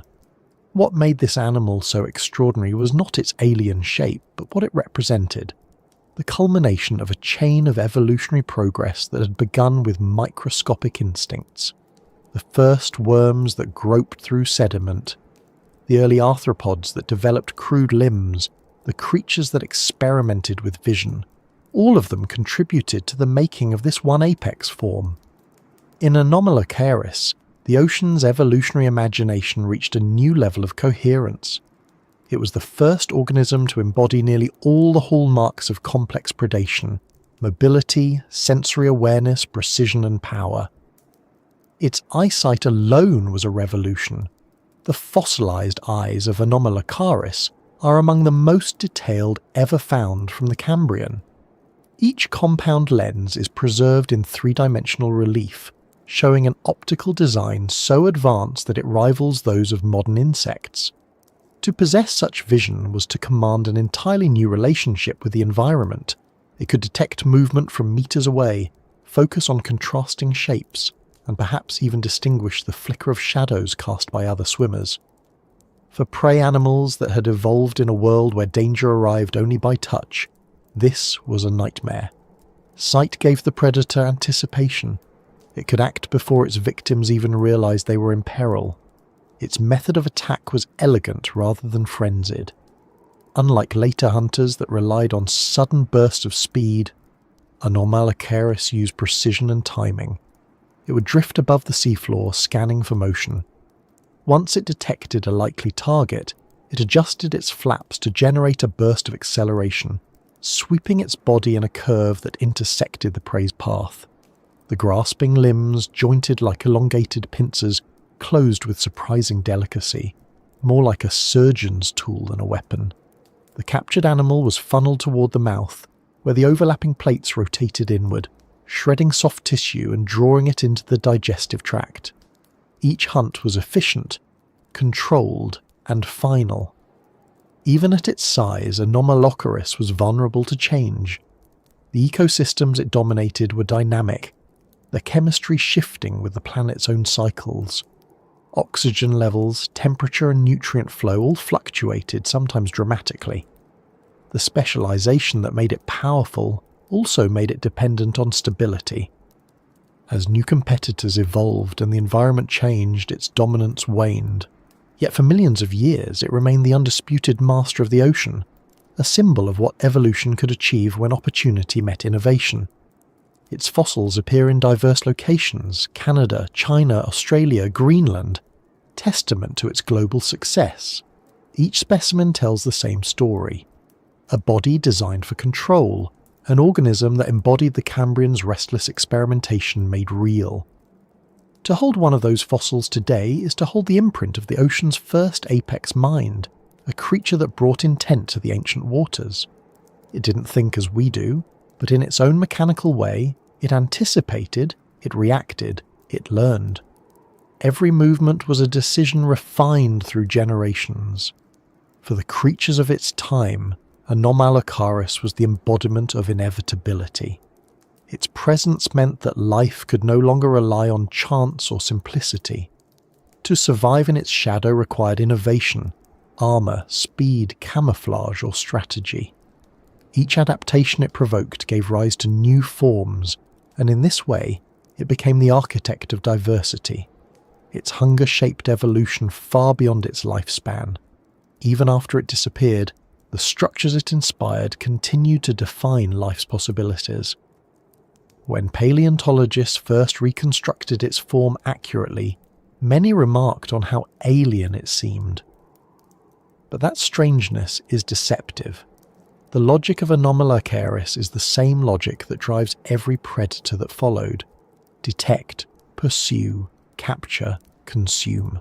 It may have looked bizarre, but its behavior would be instantly recognizable.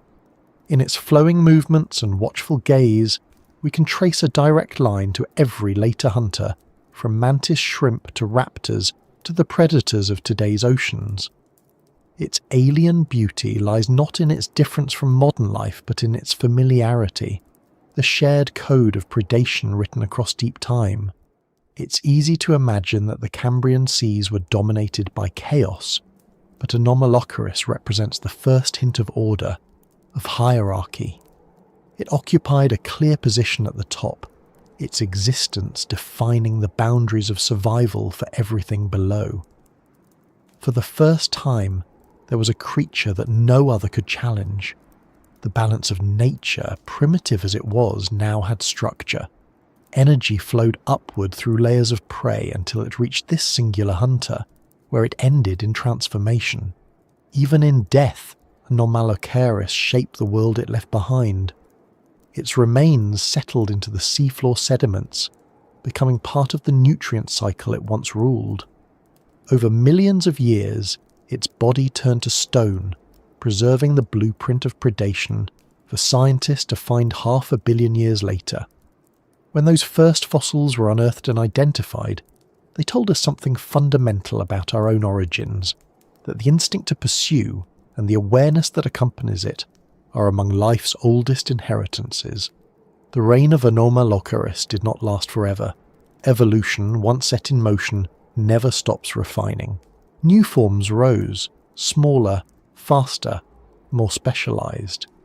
These same forces that had lifted it to dominance eventually pushed it aside. But for a time, its presence defined an era. It was the proof that complexity could scale, that intelligence, however primitive, could manifest in structure and behavior. The Cambrian Ocean was never the same after it appeared.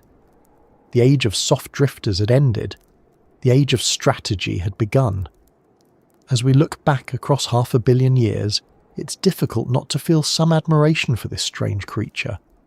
It represents a moment when life, through nothing more than incremental change, reached a level of precision and purpose that still resonates. In the flow of its body and the geometry of its eyes, we see evolution at its most confident, unafraid to combine, to stretch, to redefine. Anomalocaris was not just the apex of its own ecosystem, it was a prototype for the future.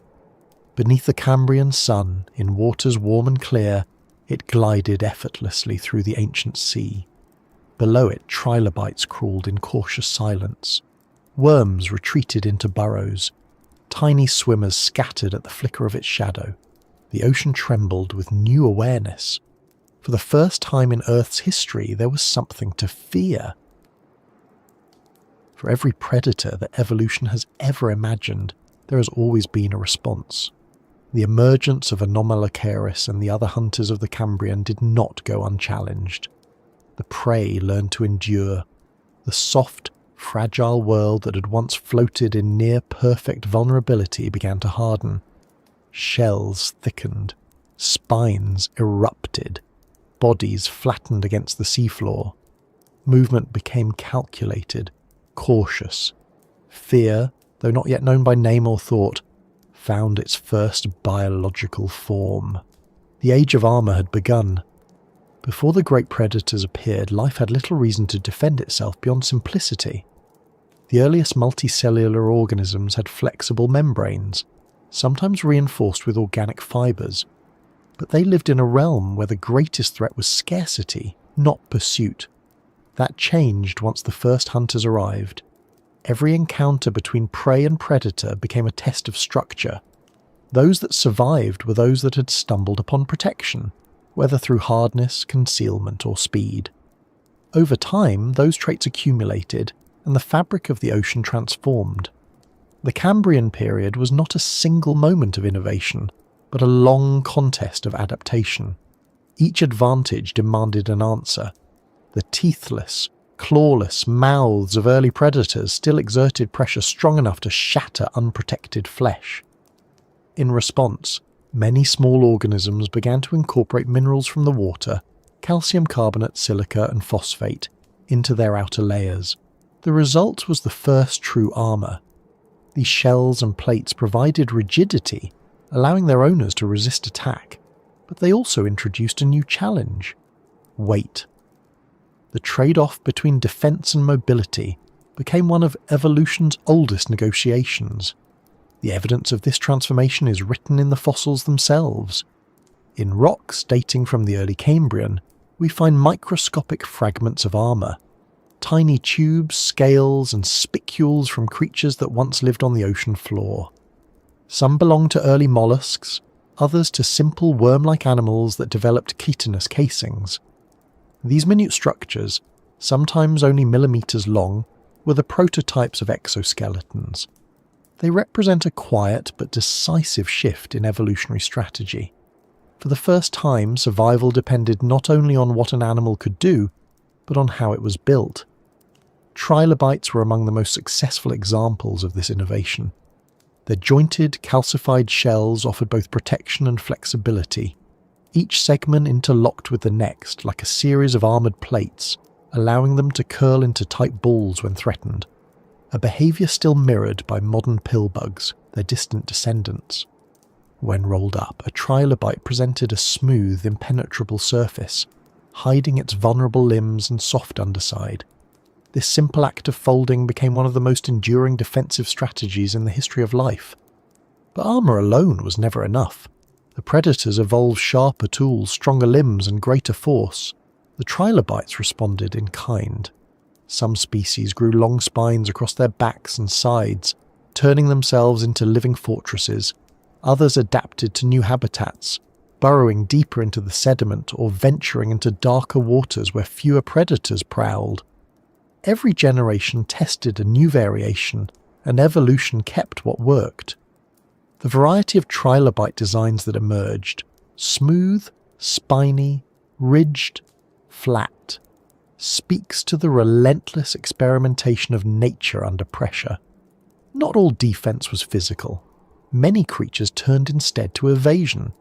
Mobility became an armor of its own, the same evolutionary arms race that had refined the flapping propulsion of Anomalocaris also drove prey species to develop better means of escape. Some learned to swim faster by beating cilia or undulating flexible bodies.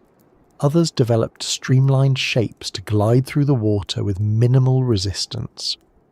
The once slow and sedentary seafloor became a place of bursts and retreats, ambushes and evasions. Every movement mattered. In the fossil layers of the Burgess Shale, the diversity of these adaptations is astonishing. There we find animals like Wiwaxia, its body covered in rows of overlapping scales and long dorsal spines. It was not built for speed, but its armoured coat deterred attack. If threatened, it could anchor itself to the sediment and wait until danger passed. Nearby lived Hallucigenia, a creature so peculiar that its orientation puzzled scientists for decades. With spines jutting from its back and flexible tentacles beneath, it likely used those spikes to discourage predators while walking slowly across the seafloor. To modern eyes, these creatures look whimsical, even absurd, but in their design lies pure evolutionary logic. They were experiments in survival, shaped by the same pressures that forge all resilience. The rise of armour and evasion also changed the balance of ecosystems. Predators could no longer feed at will. They had to adapt, developing more precise appendages, more efficient digestive systems, and stronger sensory capabilities to overcome defences. In turn, prey diversified further. The result was a feedback loop that accelerated evolution across the entire Cambrian biosphere. The more that life learned to defend itself, the more inventive predation became, and with each cycle, complexity deepened. Among the new defensive forms, burrowing was one of the most effective. Animals that could move beneath the surface of the sediment found refuge from sighted predators above. The seafloor became riddled with tunnels and chambers. Some species lived their entire lives below ground, feeding on detritus and avoiding open exposure. Others emerged only briefly to graze or reproduce before retreating again. These behaviours left behind intricate trace fossils, patterns of winding burrows, feeding trails, and escape paths that still mark the rock today. They are in essence the signatures of fear, carved into the ancient mud. As the contest between attack and defence intensified, new sensory systems evolved to match. Eyes grew larger and more sensitive. Predators could now detect subtle movement or faint shadows cast by hidden prey. In response, some animals developed the opposite strategy: stillness. To freeze in place, blending perfectly with the background became a form of invisibility. Even among simple creatures with no concept of camouflage, the ability to avoid motion when threatened increased the chance of survival. From this instinct came the earliest versions of concealment, behaviours that would one day become mimicry, disguise, and deception. The interplay between armour and evasion was not a war in the human sense, but a dialogue. Each adaptation was an answer to another, each innovation a question waiting to be met. evolution has no plan, only persistence. Yet through countless small steps it crafts equilibrium. In the Cambrian Ocean, that equilibrium was dynamic, constantly shifting but always returning to balance. Predators could never grow too efficient without driving their food source to extinction. Prey could never become completely invulnerable without sacrificing the ability to feed or reproduce. Life danced on the thin line between risk and safety, and that dance created diversity. The defensive adaptations of the Cambrian also changed how energy moved through ecosystems. Armoured bodies required more resources to grow, and so prey needed to feed more efficiently. This drove further innovation in feeding structures, rasping tongues, filtering appendages, siphoning tubes. As energy demands increased, so did the productivity of the entire system. The Cambrian seas became not just more complex, but more active. Every organism, from the smallest grazer to the largest hunter, contributed to an ever-accelerating cycle of creation and consumption. The sensory dimension of this arms race is perhaps its most fascinating aspect. As prey evolved defences, predators evolved patience. Vision, which had first arisen as a simple tool for navigation, became the foundation of strategy. To wait, to stalk, to anticipate. The behaviours we associate with intelligence began here. An Anomalocaris gliding above the seafloor might slow its movement, watching for the faint stir of a trilobite's limbs beneath the silt. The trilobite, in turn, might detect the shift in current or light and freeze. For minutes, neither would move, each measuring the other's silence. These silent contests, repeated endlessly across millions of years, refined reflexes into thought. In this exchange of offence and defence, complexity flourished. The Cambrian explosion was not just about the appearance of new forms, but the relationships between them. Armour and evasion did not exist in isolation.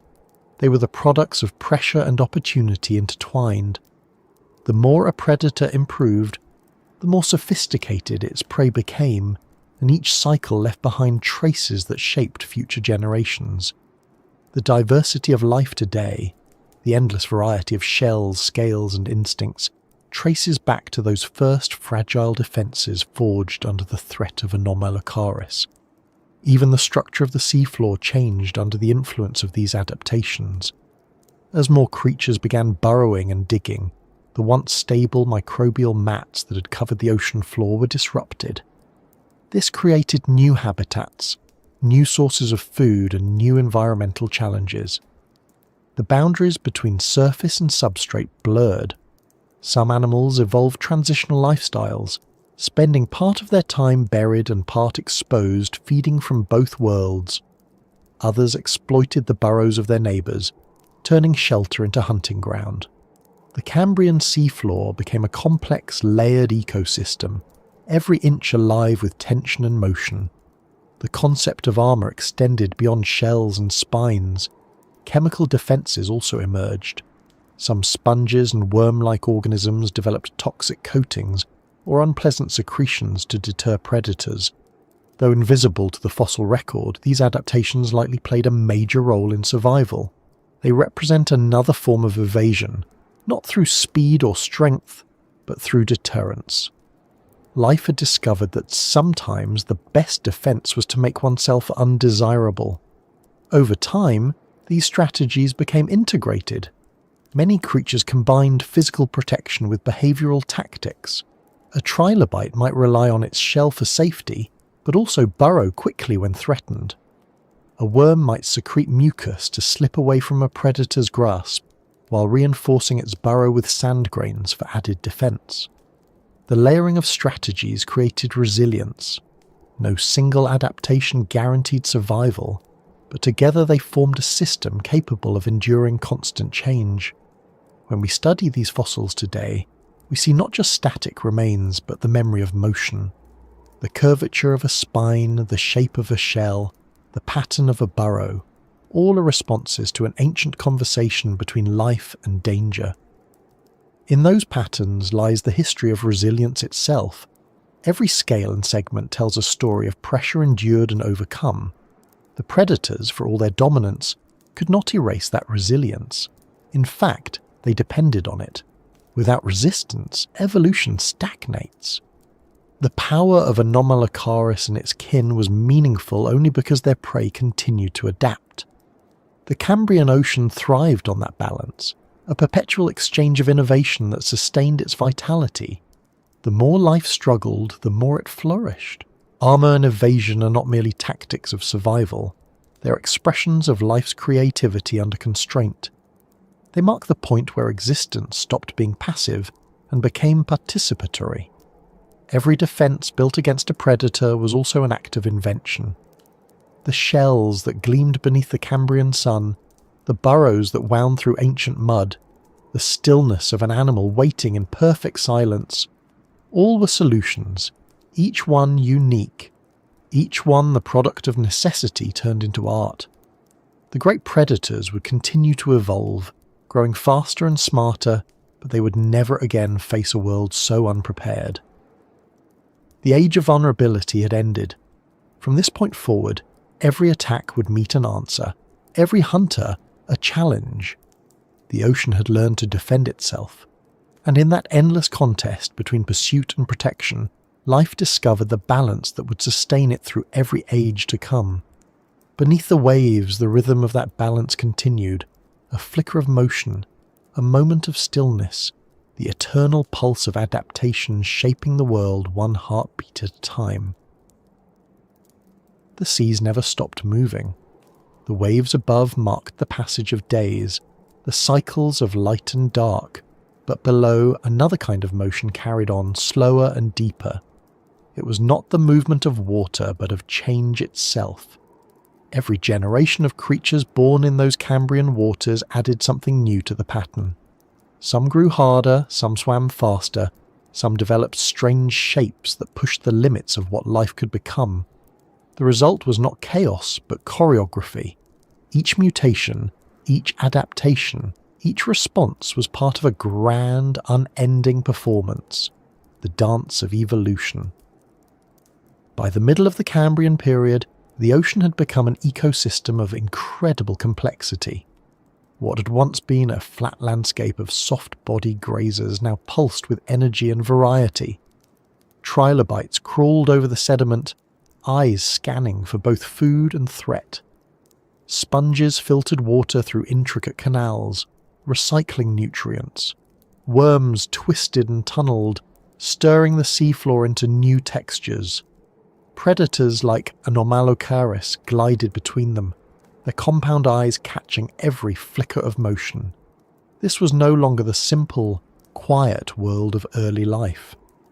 It was a living network of reaction and counter-reaction, of cooperation and competition intertwined. Every species existed not in isolation but as part of a larger system of exchange. The evolution of one could not be understood without the others. A new shell meant a new feeding mechanism. A new eye meant a new way to hide. The dance was constant, its steps guided by invisible rhythms of survival and reproduction. Over time, this interaction created stability through diversity. The ocean found balance not by resisting change, but by embracing it. The more life diversified, the more resilient it became. This dynamic is what defines evolution at its deepest level. It is not simply a process of improvement, not a march toward perfection, but a continuous balancing act. Traits that serve one generation may become burdens in another. What thrives in abundance today may vanish tomorrow when the environment shifts. In the Cambrian, this truth was on full display. The same conditions that allowed Anomalocaris to dominate eventually gave rise to competitors that undermined its supremacy. No adaptation was permanent. Everything was temporary, flexible, alive.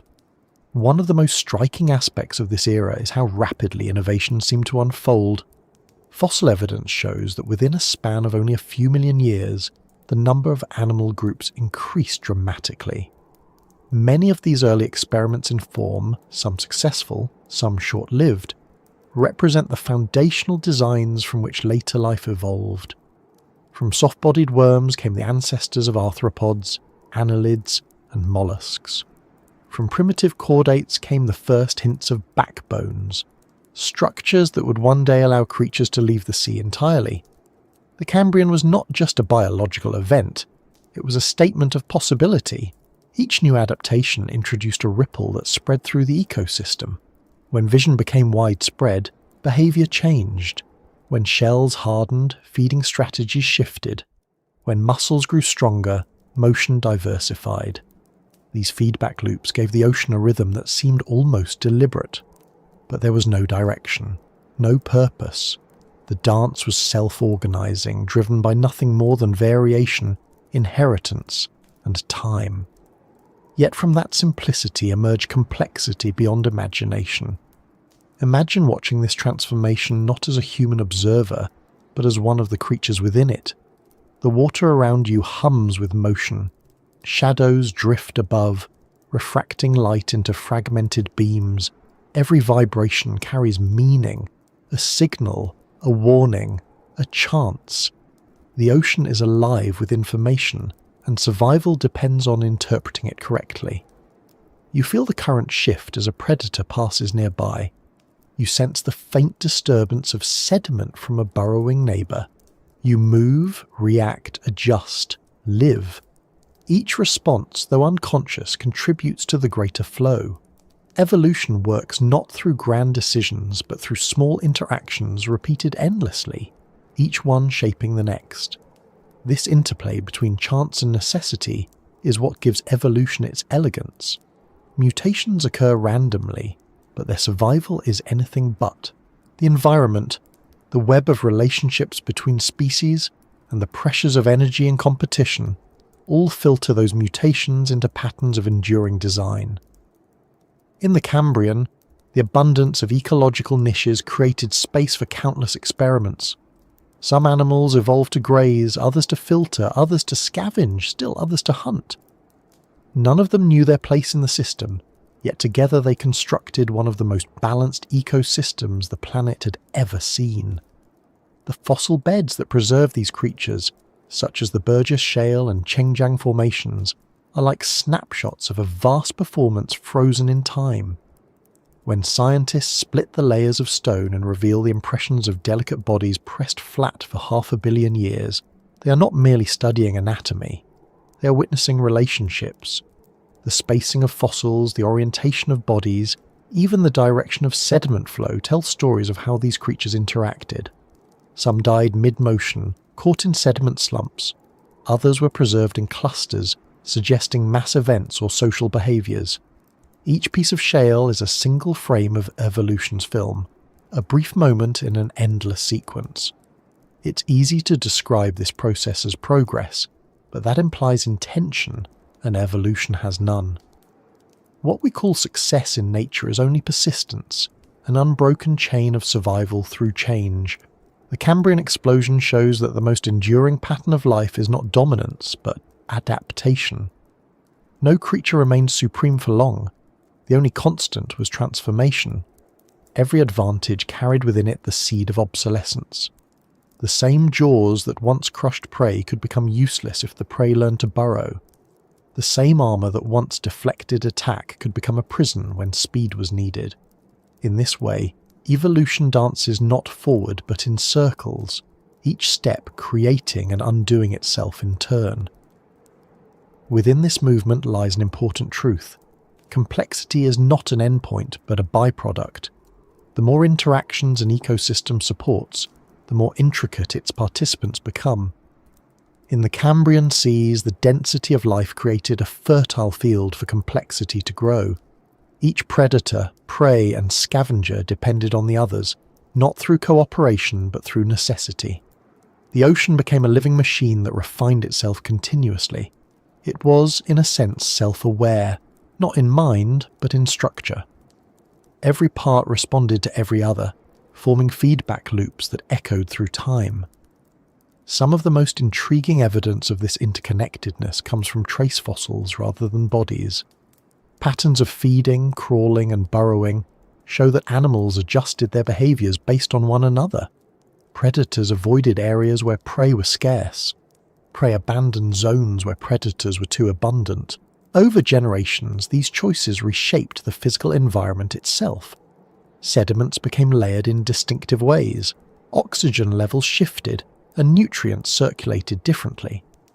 The dance of evolution was not limited to biology. It extended to geology, chemistry, even the flow of water itself. Life and planet evolved together, partners in a shared rhythm. As this balance matured, the boundaries between strategies blurred. Some predators became scavengers, some scavengers became prey. The line between hunter and hunted shifted constantly. This fluidity kept the system stable. In modern terms, we might call it resilience, the ability of an ecosystem to absorb disruption and continue functioning. The Cambrian oceans, though volatile, achieved this through diversity. No single species dominated completely. Every creature was both contributor and competitor, participant and consequence. When we study evolution from a distance, it's tempting to see it as mechanical, almost mathematical. But within its mechanics lies an artistry that defies simplicity. The precise way one species' adaptation influences another's, the balance between vulnerability and resilience, the endless renewal of form, these are the rhythms of the dance. The Cambrian was perhaps the first time that rhythm became visible, not in theory but in form. Every fossil from that era is a note in a symphony written by chance and refined by time. To the creatures living then, of course, there was no awareness of the pattern. Their existence was immediate, sensory and instinctive, yet their interactions built the foundations for everything that followed. When an early arthropod adjusted the movement of its limbs to chase prey, it refined coordination that would one day allow insects to fly. When a worm's burrowing improved sediment circulation, it laid groundwork for the complex ecosystems that would later emerge on land. Each small motion had consequences stretching far beyond its time. That is perhaps the most remarkable aspect of evolution's dance, its continuity. The same principles that shaped those ancient seas still shape us now. Variation, selection, adaptation, the steps have never changed. What began as a simple cycle of survival among primitive creatures became the process that carved the diversity of every living thing. From the smallest plankton to the largest whale, from coral reefs to rainforests, all follow the same rhythm. The Cambrian was simply where the music began to quicken. The term explosion often evokes violence, but in truth the Cambrian expansion was more like the opening of a flower. It unfolded gradually but irresistibly, each petal revealing new forms, new possibilities. With every generation, life filled another niche, exploited another energy source, tested another way to move or feed or defend. The dance was not choreographed but emergent, arising from billions of small improvisations that together formed coherence. At its heart, evolution is about balance between persistence and change. Too much stability and innovation ceases. Too much flux and systems collapse. The Cambrian oceans found a rhythm between the two. Catastrophe still came. Storms, sediment slides, shifts in chemistry, but the web of life absorbed them and continued. This ability to maintain equilibrium amid constant transformation is what allowed life to endure across eons. It is the same balance that sustains the biosphere today, fragile yet enduring, adaptable yet consistent. When we trace our own origins back to this time, we are following those same steps through deep time. Every human cell carries molecular echoes of Cambrian solutions, the proteins that sense light, the calcium that forms bone, the enzymes that process energy. These are ancient inventions, perfected in that long evolutionary dance and never replaced because they work. We are not separate from that story. We are its continuation. To look at the Cambrian ocean through this lens is to see not a primitive world, but a mirror of the present, stripped of its familiarity. Every creature, every movement, every adaptation speaks to the same logic that governs life now. Survival demands creativity. Pressure generates beauty. Change is inevitable and balance is temporary. The dance continues, always improvising, never ending. And so the waters of the ancient earth shimmered with motion. Tiny swimmers darted through beams of filtered light. Armoured trilobites scuttled across the sediment. Sponges drew silent breaths through their pores. Above them, hunters glided in long arcs, each movement both threat and grace.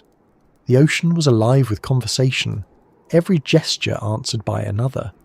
In that dialogue, life found its rhythm, a rhythm that has never stopped beating. Even as new forms replaced old, even as extinction swept through the seas, the pattern persisted. The dance never truly lost a step. It only changed partners. What began as the simple stirring of cells in darkness had become an intricate choreography spanning the planet. Evolution, once a whisper in the tide, now moved with confidence, shaping not just life but the world itself. And still, it danced. Through triumph and loss, through silence and storm, through every twist of adaptation and every quiet survival, it danced. The Cambrian seas, restless and radiant, were its first grand stage, a stage upon which the story of all living things began to find its rhythm, one step at a time, in the endless dance of evolution. By the time the Cambrian seas reached their full flourish, something profound had taken hold beneath the surface. Life had begun to organise itself. The chaos of countless new forms, each feeding and fighting in its own way, started to settle into a pattern, a structure that governed who ate whom, how energy flowed, and where balance could be found. It wasn't designed or directed.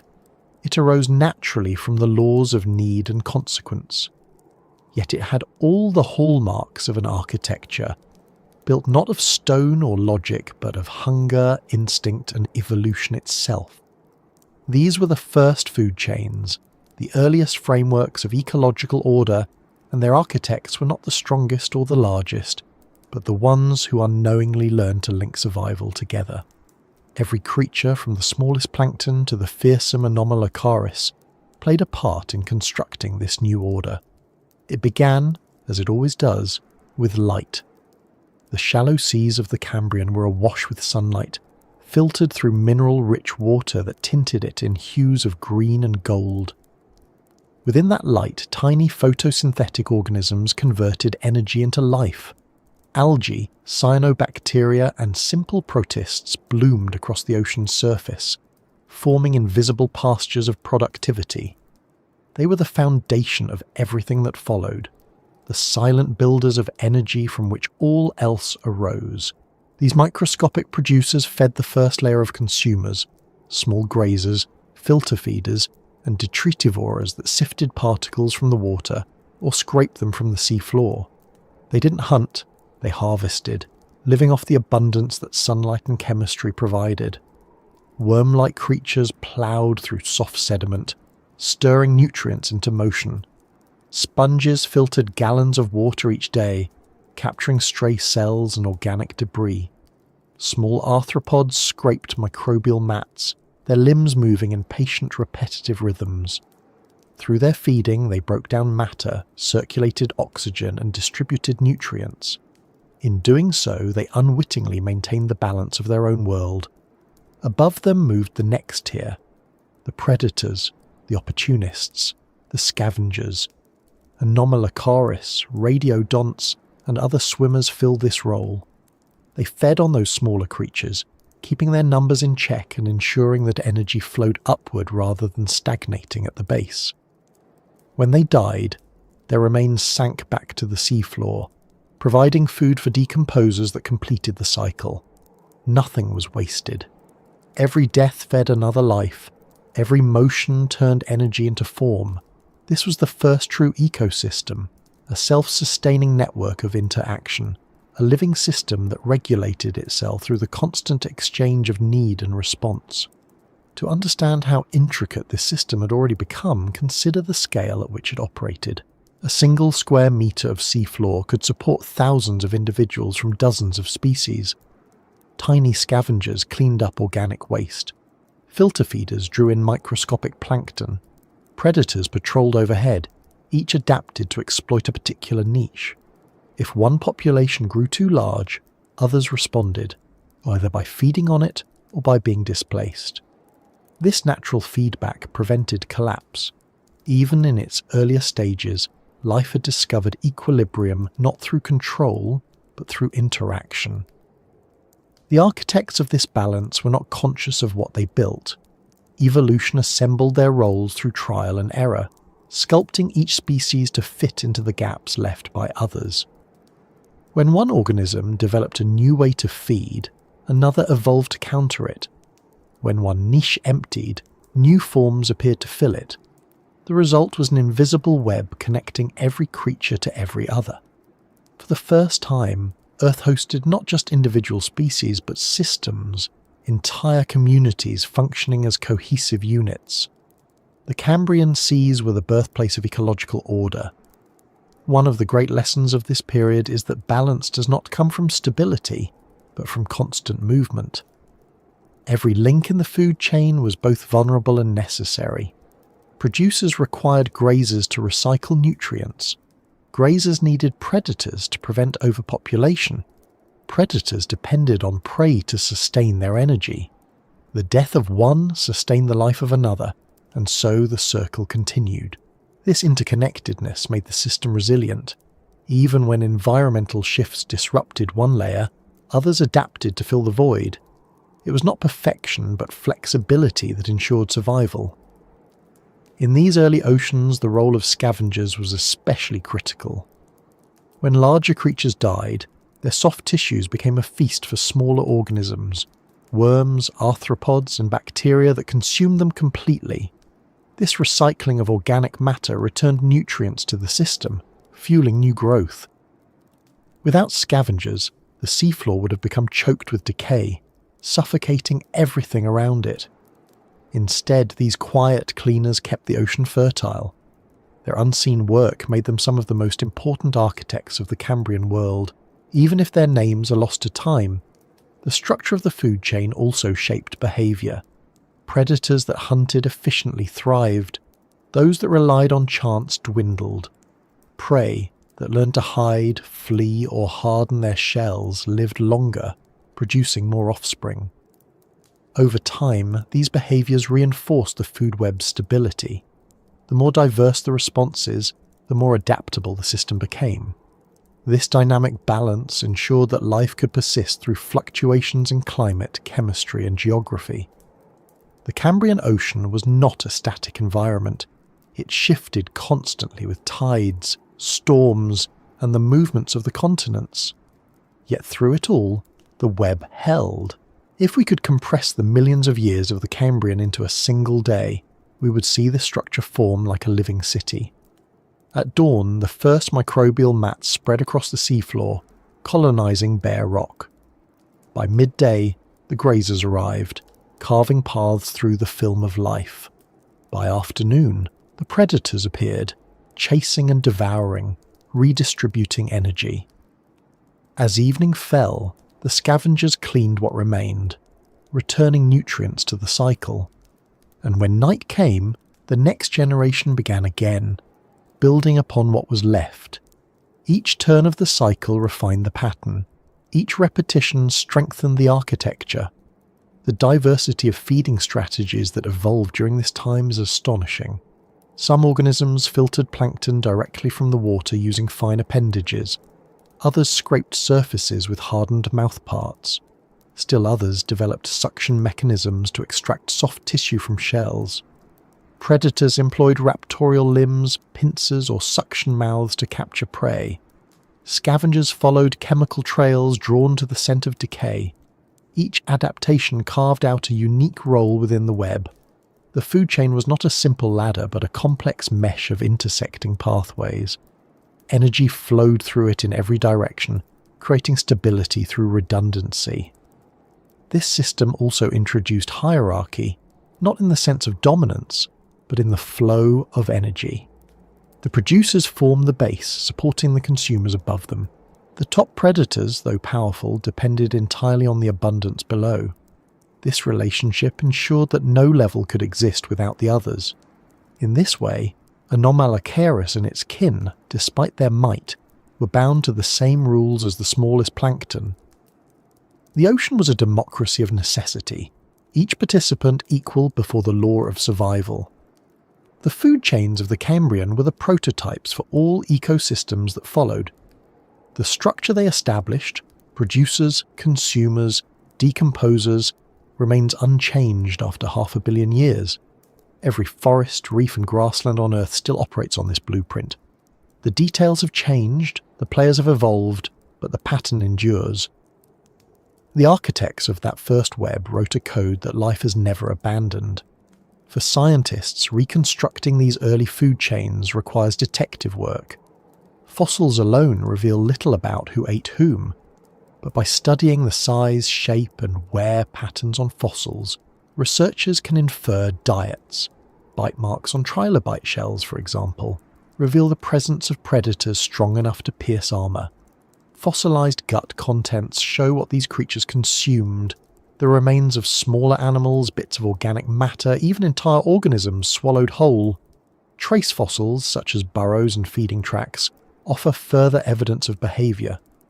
Combined, these clues paint a vivid picture of an ocean humming with interaction. The energy flow within these systems also influenced evolution on a global scale. Areas with high productivity, where sunlight and nutrients were abundant, became centres of diversification. There, species radiated rapidly, exploring new ecological roles. Regions with lower productivity favoured specialisation and efficiency. The distribution of resources shaped the geography of life, determining where innovation occurred and where extinction loomed. Even the earliest food webs reflected geography's influence, proving that evolution was not just biological, but environmental. One of the most important outcomes of these food chains was the development of feedback between life and environment. As organisms fed, grew, and died, they altered the chemistry of the ocean. Increased oxygen levels allowed for larger bodies and higher metabolic rates, which in turn enabled more active predators and more resilient prey. This biological engineering gradually transformed the entire planet. The architects of the food chain were also, unknowingly, the engineers of Earth's habitability. It's humbling to think that all of this, the cycles of growth, consumption, and decay that sustain every ecosystem today, originated in those primordial waters. The first grazers stirring the sediment, the first scavengers cleaning remains, the first predators striking from above. Each one contributed a piece to the structure we still live within. The food chain is not an invention of intelligence, but a natural consequence of life itself, a system that arises wherever energy and diversity coexist. In this architecture, there was no morality, no hierarchy of worth. The smallest photosynthetic cell was as vital as the grandest predator. Every link was necessary, every exchange sacred in its own silent way. The Cambrian Sea knew no kings, only participants. Its stability came from equality, from the fact that everything living was also temporary, replaceable, and dependent. Even Anomalocaris, supreme in its time, was just one node in a larger web that would continue long after it vanished. As the Cambrian drew toward its close, the food chain's architecture deepened. New species appeared to fill smaller niches. Some specialized in breaking down specific materials. Others evolved to exploit narrow environmental windows. Ecosystems became layered not just vertically, but horizontally, spreading across habitats. Coral-like reefs began to form, providing structure and shelter for diverse communities. The seafloor teemed with burrowers, the midwaters with swimmers, the shallows with grazers. The system had matured. It was no longer a simple chain, but an intricate network of connections, a living architecture that could bend without breaking. When viewed through the lens of deep time, This architecture is not static but symphonic. Each extinction event, each evolutionary burst, each migration or adaptation adds new instruments to the music. The Cambrian provided the opening movement, introducing the themes and motifs that would play out through every age to come. The architects of the food chain were the composers of that first melody, their interactions setting the tempo for the rest of life's history. The beauty of their design lies in its simplicity. Energy flows from light to life, from one body to another, endlessly recycled through death and decay. No creature hoards it. All must pass it on. The ocean, then and now, is a place where existence itself is shared. Every predator's success feeds the next generation of prey. Every fallen shell nourishes new growth. In that endless exchange, life finds meaning not in permanence, but in participation. Beneath the waves of that long-vanished world, the architects of the food chain continued their quiet work. They grazed, hunted, decomposed, and began again, unaware that they were building the foundation of all future worlds. Their design would outlast them all, surviving the rise and fall of continents, the freezing of oceans, the birth and death of species beyond counting. And though their names are lost and their shapes strange, their structure remains, the invisible architecture that still binds every living thing in the unbroken circle of life. By the time the Cambrian world found its rhythm, movement had become the language of survival. Everything that lived was shaped by motion, the gliding of predators, the slow crawl of scavengers, the drift of plankton, the subtle pulsing of sponges filtering the current. The ocean no longer simply contained life, it carried it, translated it, animated it. Every inch of the sea was in motion, from the smallest vibrating cilia to the sweeping arcs of metre-long hunters. Life had discovered that to move was to endure. Movement had always been part of biology, but in the Cambrian it became purpose. Before this period, motion was little more than reaction, a cell's twitch, a cilium's beat, a slow glide toward or away from chemical gradients. Now it had become an art, refined and diversified through evolution. The sea was a laboratory of locomotion, filled with experiments in propulsion and balance. Fins, flaps, legs, cilia, undulations, all found their place in this expanding catalogue of movement. Each new design was tested by the currents, shaped by drag, gravity, and resistance. Those that worked were copied and perfected through time. The simplest forms of motion still belonged to the smallest creatures. Microscopic plankton drifted with the tides, some adjusting their buoyancy through tiny oil droplets or gas-filled vesicles. Others beat clusters of hair-like filaments to swim short distances, steering themselves toward light or nutrients. This passive navigation may seem trivial, but it was the seed of control. To decide direction, however primitively, was to claim agency over existence. From this slow drift emerged the lineage of active swimmers, creatures that would one day conquer every depth of the ocean. The seafloor too was alive with movement. Trilobites crept across the sediment in lines, their articulated limbs working in mechanical unison. Worms burrowed through the soft mud, ploughing tunnels that aerated the ground and left behind the earliest signs of bioturbation. These movements transformed the ocean floor, mixing oxygen into deeper layers and opening new habitats for other organisms. Each step, each dig, each ripple in the silt had geological consequences. Even without awareness, these creatures were engineering their environment, building a living terrain through motion alone. Above them, swimmers like radiodonts moved through open water with an elegance unmatched for their time. Anomalocaris, with its ribbon-like flaps, demonstrated the precision that undulating locomotion could achieve.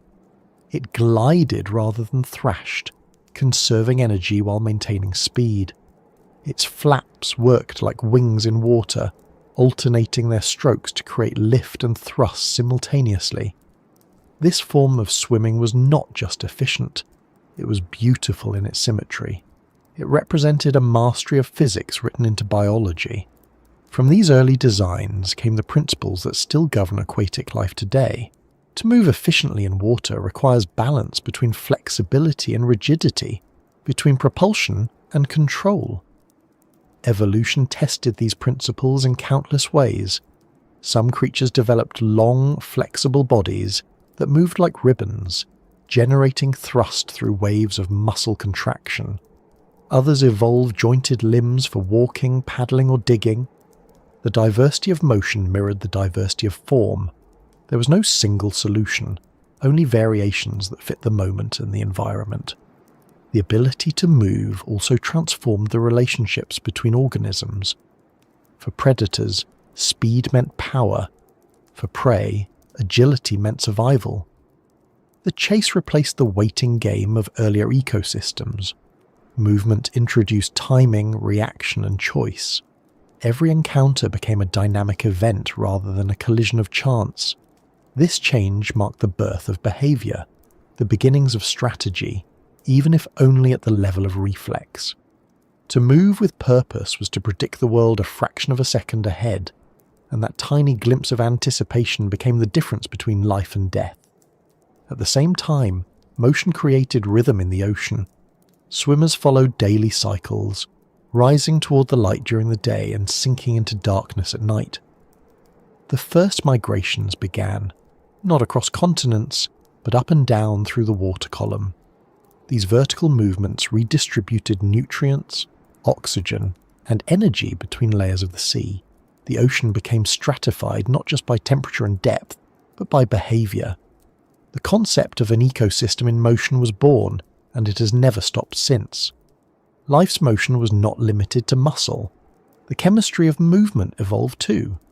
New molecular motors appeared within cells, tiny protein complexes that converted chemical energy into mechanical work. These were the same kinds of systems that drive our own muscles today. Evolution's machinery was efficient and modular, capable of scaling from microscopic to macroscopic forms without losing effectiveness. The same molecular patterns that powered the cilia of single-celled organisms powered the limbs of trilobites and the flaps of radiodonts. Motion, it seems, was so fundamental that evolution found no reason to change its foundation. The fossil record of this era tells the story not through bones, which most Cambrian creatures lacked, but through the traces they left behind. Trackways and burrows etched into ancient mudstones record paths taken hundreds of millions of years ago. Some show the gentle crawling of small animals across the seafloor, while others preserve the trails of frantic escape, sudden turns, or collisions between predator and prey. Each mark is a frozen fragment of motion, a memory of life caught in the act of living.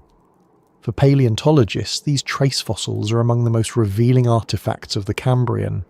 They provide evidence of behavior, of agency, of movement shaped by need. The geometry of a track can tell how an animal walked, how fast it moved, and even how it responded to danger. In some places, entire surfaces are covered in overlapping trails, suggesting migration or feeding swarms. In others, a single deep groove winds across the rock, the final path of a creature trying to flee. These imprints turn the silent stone into a record of energy, of intent made physical. The spread of motion through the biosphere also influenced evolution's pace. Active animals reproduced faster, colonized new habitats, and encountered more genetic variation. This increased the rate of adaptation, fueling further diversification. In a sense, movement was evolution's accelerator. The more life moved, the faster it changed. This principle still holds true today. The species that migrate, explore, and interact most broadly are often the most adaptable. In the Cambrian, mobility was innovation's ally. Movement also altered perception. As animals began to swim and crawl actively, they needed ways to navigate. Vision, touch, and chemical sensing evolved to support motion, creating feedback between awareness and action. To move effectively, an animal had to sense its surroundings. To sense effectively, it had to move. The two became inseparable. This interplay between perception and motion was the foundation for later intelligence. In chasing prey or evading danger, life learned to integrate information and respond dynamically. Each flick of a fin, each twist of a limb was a form of thought without thought. The Cambrian Ocean became a tapestry of these moving lives. Schools of small arthropods darted in coordinated pulses, driven by instinctive synchronization.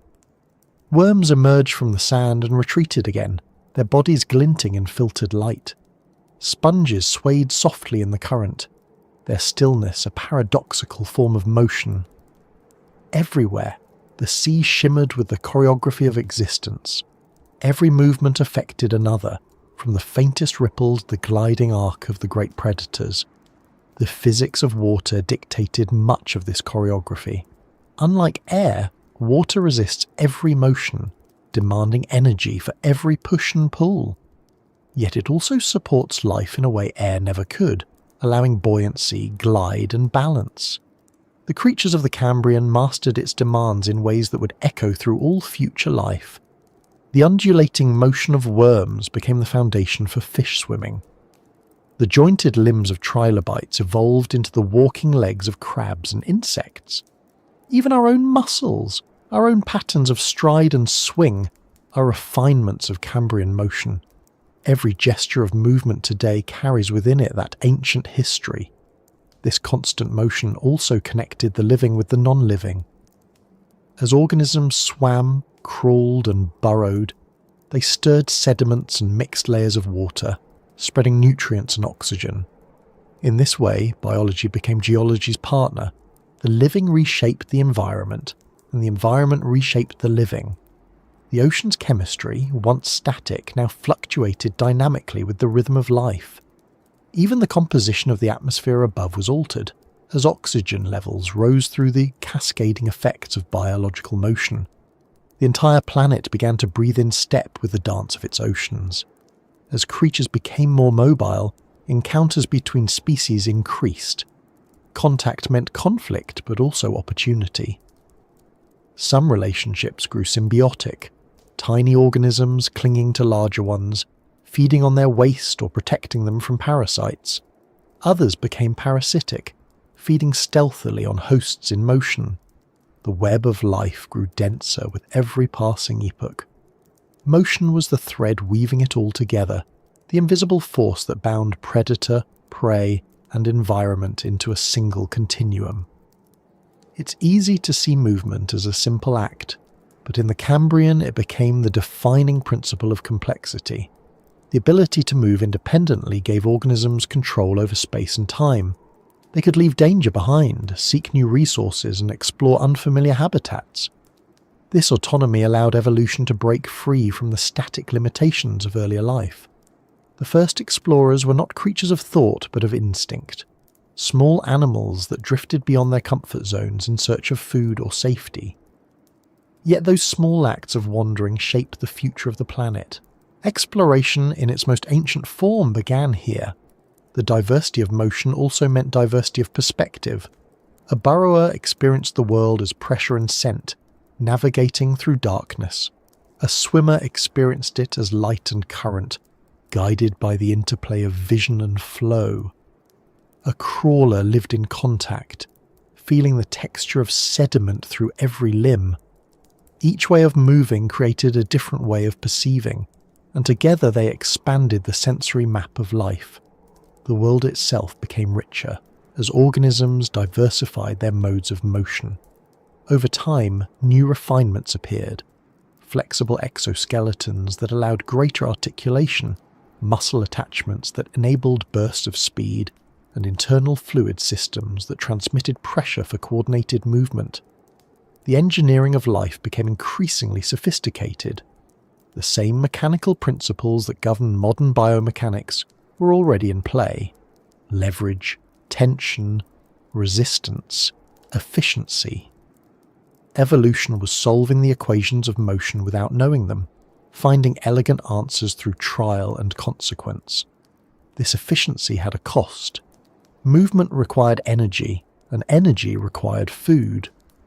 The demand for fuel increased metabolic rates, which in turn required more oxygen. The balance between oxygen supply and energetic demand drove further adaptation. Gill-like structures evolved to extract oxygen from water more effectively. Circulatory systems became more complex. Hearts, primitive at first, little more than muscular pumps began to appear. The act of moving had transformed physiology itself. The engine of life had been built. Even rest changed meaning in this world. To remain still was no longer the natural state but a choice, a tactic. Stillness became camouflage, a pause in the rhythm of movement that could save a life. Some creatures learned to freeze when danger approached, blending into the shifting patterns of light and shadow. Others used bursts of motion followed by complete stillness, confusing predators and conserving energy. The alternation of movement and silence, of action and rest, became another layer in the language of survival. When we think of the Cambrian seas now, we imagine alien forms gliding through ancient waters, but beneath that imagery lies something universal. The principles they lived by, the necessity of movement, the trade-off between energy and safety, the constant feedback between action and reaction, still shape every living system on Earth.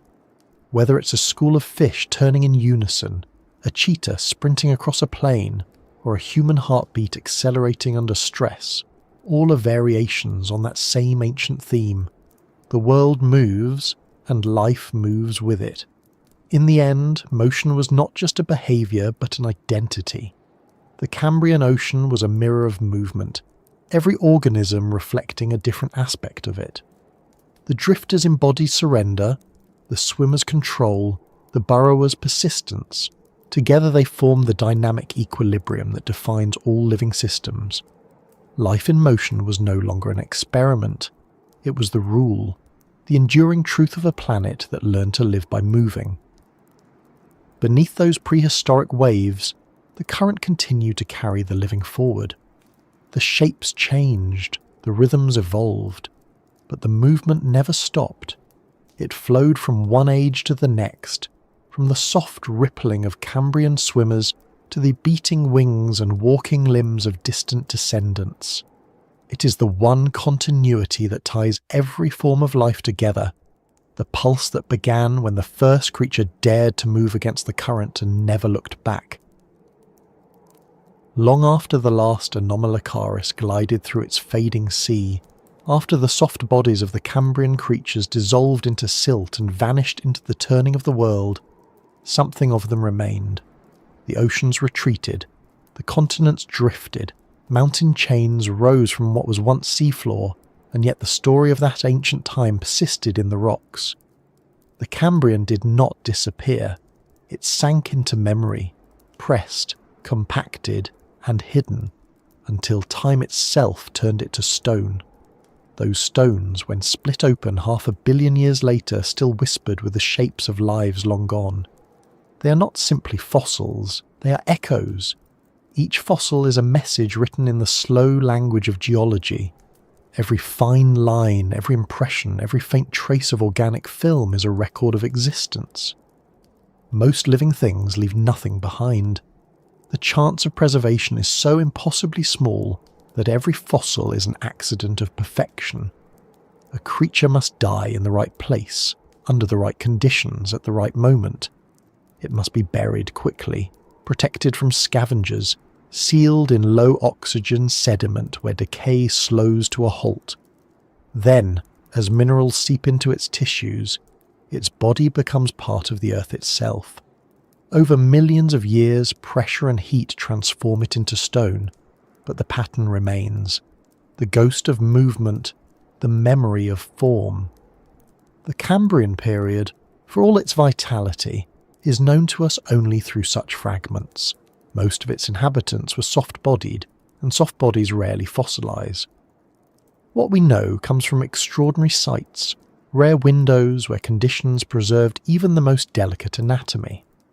Among these, the Burgess Shale of British Columbia and the Chengjiang Formation of China stand above all others. In their layered mudstones, creatures that would have vanished without a trace are captured in exquisite detail. Fins, gills, eyes, and even the outlines of internal organs remain, flattened but unmistakable. These fossils are not just scientific specimens, they are the impressions of a lost reality. To hold a slab of Burgess shale is to hold time itself, compressed into stillness. Within it are the forms of trilobites, arthropods, worms, sponges, and countless organisms so strange they defy easy comparison. Some look like the prototypes of familiar life, others like dreams that ended before waking. The most remarkable thing about them is their diversity. Each layer records a different moment of ecological balance, a different pulse of evolution's dance. The arrangement of fossils, their orientation and abundance, tells of currents, storms, and sudden burial events that froze entire communities in place. For scientists, these fossils are not just relics, they are data. Every detail helps reconstruct the story of how life changed. The fine striations on a fin reveal how it moved, the position of a mouthpart shows how it fed, the pattern of muscle fibers hints at strength, speed, or flexibility. By comparing hundreds of specimens, paleontologists can piece together behaviours that no eye ever saw. The Cambrian comes alive again, not as a myth but as a system, its complexity rediscovered grain by grain. Yet even as science restores these creatures to motion in our understanding, there remains something quietly human in the encounter with their remains. To look at a fossil is to face both presence and absence at once. The form is there, precise and undeniable, but the life that once filled it is gone beyond reach. It's a paradox of continuity, proof that existence leaves a mark even when all else fades. The trilobite no longer crawls, the Anomalocaris no longer hunts, but their outlines endure, carved into stone by the same forces that once shaped them from mud and water. The story of how these fossils were found is almost as fascinating as the fossils themselves. In 1909, the geologist Charles Walcott was riding through the Canadian Rockies when he noticed dark, flattened shapes on a slab of shale.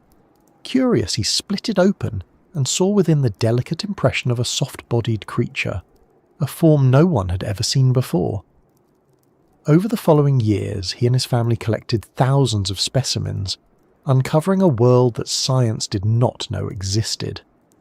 What they found challenged every assumption about early life. Until then, the Cambrian was thought to be simple, populated mostly by worms and shells. The Burgess shale revealed complexity beyond imagination. Each new discovery expanded that revelation. The Chengjiang fossils, discovered decades later, pushed the record even further back, showing that advanced life had emerged earlier than anyone expected. Together, these sites forced a rethinking of evolution itself. The Cambrian explosion was no longer just a burst of diversity. It was a foundational moment when the architecture of modern ecosystems first took shape. The echoes in stone became the proof of life's sudden ambition. The Burgess shale and its counterparts are more than scientific archives. They are emotional ones. To stand before them is to be reminded of scale, of the depth of time, the impermanence of forms, and the persistence of pattern. These fossils are older than mountains, older than continents, older than any trace of humanity, yet they are still here. Their details so fine they can only be seen under magnification. They bridge the impossible distance between now and then, between living and extinct, between the fleeting and the eternal. When paleontologists study these fossils, they do not simply read them as specimens. They listen. Every rock layer has a tone, a rhythm. Some tell of calm waters, others of violent currents. A layer rich in certain minerals reveals the chemistry of ancient oceans. A sudden shift in composition records an environmental change or a mass burial. The sediments themselves are storytellers, their grains preserving direction, speed, and even temperature. In this sense, the rocks are not silent. They hum softly with the echoes of life's first experiments. The precision with which these fossils were preserved remains one of nature's rarest miracles. In most environments, decay begins within hours. Scavengers consume the remains, bacteria break down soft tissue, and the traces are gone. But in the few places where oxygen was scarce and sedimentation rapid, life was caught in mid-motion. A sudden slump of mud, perhaps triggered by a storm or an underwater landslide, buried entire communities instantly. Deprived of oxygen, they did not rot. Minerals replaced their tissues cell by cell, preserving detail at microscopic levels. What began as tragedy became memory. To modern eyes, many of these creatures appear alien, yet the strangeness of their forms only deepens their connection to us. Each one represents a path that evolution once explored, a possibility tested and either kept or discarded. When we look at a fossil of Opabinia with its 5 eyes and flexible trunk, we see not failure, but imagination. When we study Hallucigenia and its spines and tentacles, we see nature experimenting with solutions that would later find new expressions in other forms. Every fossil is a record of creativity, of the endless problem-solving that defines life itself. What gives these stones their emotional gravity is not just their age, but their intimacy. The fine details, the texture of a limb, the curve of a body mid-swim, are so immediate that they collapse the distance of time. They remind us that these creatures once felt the same currents, breathed the same water, and faced the same uncertainties that define existence today. The ocean that carried them still carries their descendants. The patterns they helped establish still shape the web of life. The fossils are not relics of a lost world, they are reflections of our own. As the science of paleontology advances, the fossils reveal even more. Using modern imaging techniques, researchers can now detect chemical residues of ancient pigments and tissues. They can map the distribution of trace elements to reconstruct colours, infer muscle density, even estimate how light passed through the animal's eyes. The Cambrian no longer lies in shadow, it gleams faintly with recovered light. Every new analysis adds another layer to the story, another echo made audible. The preservation of these fossils also tells us about the fragility of existence. For every specimen that endured, billions vanished without a trace. Entire species lived and died unseen, their histories erased by time. The Burgess Shale is not a full record. It is a lucky glimpse, a sliver of what once was. Yet within that narrow window lies enough evidence to reconstruct the evolution of all modern animal lineages. The thinness of the record contrasts sharply with the vastness of its meaning. It's a reminder that knowledge itself is built on scarcity, that understanding often begins with what remains rather than what was lost. Even after centuries of study, new fossils continue to emerge. Each discovery shifts the boundaries of what we know. A new species adds a piece to the puzzle, sometimes rewriting entire chapters of evolutionary history. The process never ends. The rocks continue to yield their secrets, slowly, stubbornly, as if time itself insists on being understood. And still, even with all our technology, we are humbled by how much remains unknown. The echoes in stone speak clearly, but they do not tell everything. There's a certain silence in these fossils, one that feels almost deliberate. They do not describe their world in words, they simply show it. Their forms, their arrangements, their preservation, all are enough to evoke the fullness of what once lived.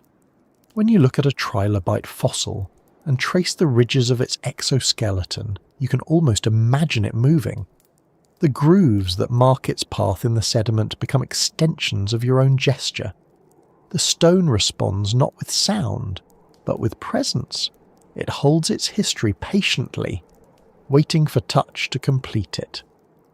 The continuity between these fossils and the living world is not merely metaphorical. The same minerals that formed their impressions, calcium, silica, iron, flow through us now. The oceans that buried them are still part of the planet's circulation, their salts and sediments recycled countless times. In a very real sense, The materials that remember the Cambrian are still alive in Earth's system. We walk on the remnants of those seas, breathe the oxygen they helped generate, and carry their chemical legacy within our own bodies. The past is not distant. It is embedded in every atom we share with those who came before. In studying the Cambrian fossils, we also confront the passage of time not as destruction, but as transformation. The rock layers that cradle those ancient impressions were once living sediment, then seabed, then mountain. Time does not erase, it reshapes. The same pressure that destroyed the soft bodies of those creatures also preserved their essence. The same movement of continents that buried them eventually revealed them. Even in death they participated in the planet's cycles. Life and stone are part of the same conversation. The echoes in stone remind us that the story of life is not linear. It loops, folds, and returns. The patterns we find in the Cambrian fossils, segmentation, symmetry, locomotion, sensory adaptation, reappear in countless variations across the eons. Evolution repeats itself, refining rather than reinventing. When we recognize familiar structures in those ancient forms, we are not projecting. We are seeing continuity. The spiral shells, the jointed limbs, the bilateral bodies, they are all part of a vocabulary that began long before us and continues still. In the end, the fossils do more than record biology. They preserve moments of stillness within motion, glimpses of what life looked like before it was known. Each one is a boundary between what is gone and what endures. When we look at them, we are not merely learning about the past, we are participating in it. The act of recognition completes the circle. The echo becomes a voice again, speaking softly across 500 million years, and in that voice is everything. The rustle of ancient currents, the shimmer of light through primordial waters, the pulse of creatures that once stirred the sediment beneath an alien sun. The stone holds them all, waiting for the moment when a curious hand splits it open and lets the echo breathe once more. Even after all the movements, all the struggles, all the turning of time that the Cambrian seas began, the ocean has never truly fallen silent. It changes shape, it shifts its chemistry, it carries new species and loses old ones, but beneath every transformation, there is still the same slow heartbeat. The world that once belonged to Anomalocaris and trilobites is gone, yet its rhythm remains, carried forward by every wave and every breath that stirs beneath the surface. The quiet beneath the waves is not absence, it is the sound of continuity. If you were to dive today into any of Earth's great oceans and drift just above the seafloor, you would find yourself surrounded by the descendants of that ancient experiment. Shrimp stir the sand, worms thread their way through silt, crabs probe with delicate legs, each movement echoing the gestures of creatures that lived 500 million years ago. Fish glide where radiodonts once ruled, their fins perfecting the same principles of lift and propulsion. Every motion is familiar because it was practiced long before we appeared to notice it. The Cambrian never ended, it only changed its cast. In that sense, the ocean remembers better than we do. Its memory is physical, etched into structure and behaviour rather than words. The balance of predator and prey, the circulation of nutrients, the endless rebuilding of ecosystems, all of it began there. Every modern coral reef, every deep-sea vent community, every plankton bloom still obeys the architecture first established in those early seas. The food chains are longer now, the players more complex, but the logic remains the same. Energy flows, life adapts, and the system renews itself. The quiet of the deep is not stillness but balance achieved through motion too vast and slow for the eye to see. There is a peculiar calm that comes with realizing how much of life's foundation was laid in that ancient world. We think of the Cambrian as distant, but its influence surrounds us constantly. The calcium in our bones once drifted in the same waters that held those first armoured shells. The oxygen we breathe was produced by descendants of the same microbes that fed early grazers. The genetic language that builds every living thing was written long before vertebrates existed. To exist today is to participate in a story that began in those shallow seas. When we study the fossils, we often imagine them as relics of something finished, but in truth, they are mid-sentence. The line of evolution that they represent has never broken.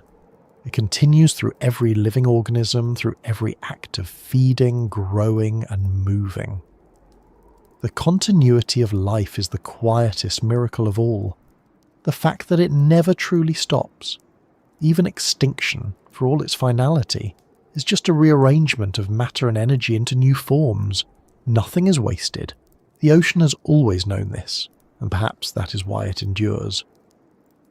To understand the Cambrian is to understand the origin of motion, structure, and interdependence, but also to recognize the humility of life. None of those creatures were aware of what they were shaping. They built complexity not through plan, but through persistence. Their success lay in their simplicity, in the constant exchange between survival and adaptation. Every trilobite that rolled into a ball, every worm that burrowed deeper, every predator that refined its strike, all were part of a grand improvisation that continues even now. The ocean still dances to that same rhythm, invisible but universal. If you listen closely, you can almost feel it. The pulse of waves against the shore, the steady drag of tides, the hum of unseen currents in the deep. They are reminders of the same patterns that once governed those ancient waters. The quiet beneath the waves is filled with motion, with the soft percussion of existence repeating itself endlessly. To the creatures that live there, it is not silence but life's ordinary soundscape. To us, standing on the edge of it, it feels like eternity translated into water. Modern ocean life owes more to the Cambrian than to any other age. The body plans that emerged then still define every major animal group today.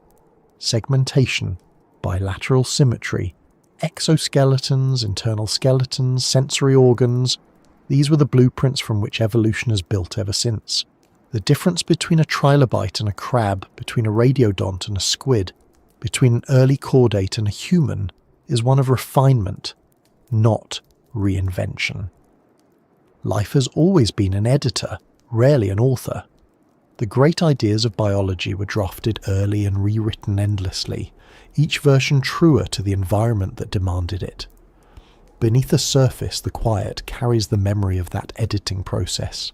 The soft turbulence of water over coral, the drifting plankton clouds, the migration of fish from shallow reefs to deep channels, all are echoes of that first structured world.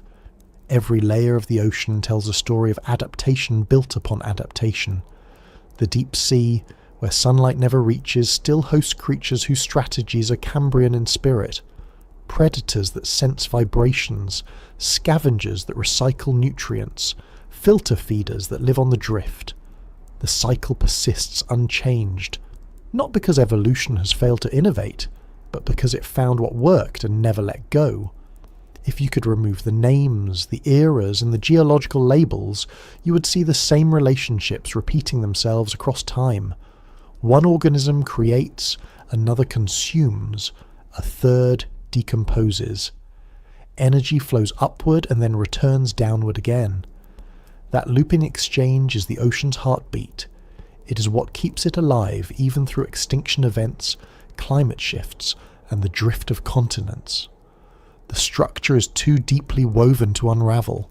The quiet beneath the waves is not emptiness, but the hum of that continuous function. The rocks that hold the fossils, the same ones that record the first shells and fins, now stand in silent mountain ranges far from the sea. Yet even they carry the memory of water. When rain falls on them and trickles into rivers, when minerals leach into the ground and return to the ocean, the cycle closes. The Cambrian still circulates through Earth systems, through its chemistry and weather, through every tide that rises and falls. The planet remembers in its own way. We are the only ones who need to remind ourselves. There is something quietly profound in knowing that the same principles that governed those early oceans also govern us. our own motion, our own survival, our own fragility, all trace back to the same sources. The bones that let us move through air are hardened echoes of the first exoskeletons. Our eyes, built for light and colour, carry within them the design first tested by Cambrian predators. Our nerves, our reflexes, our instincts, they are refinements of ancient responses to pressure, light, and fear. Even in thought, we are extensions of that experiment.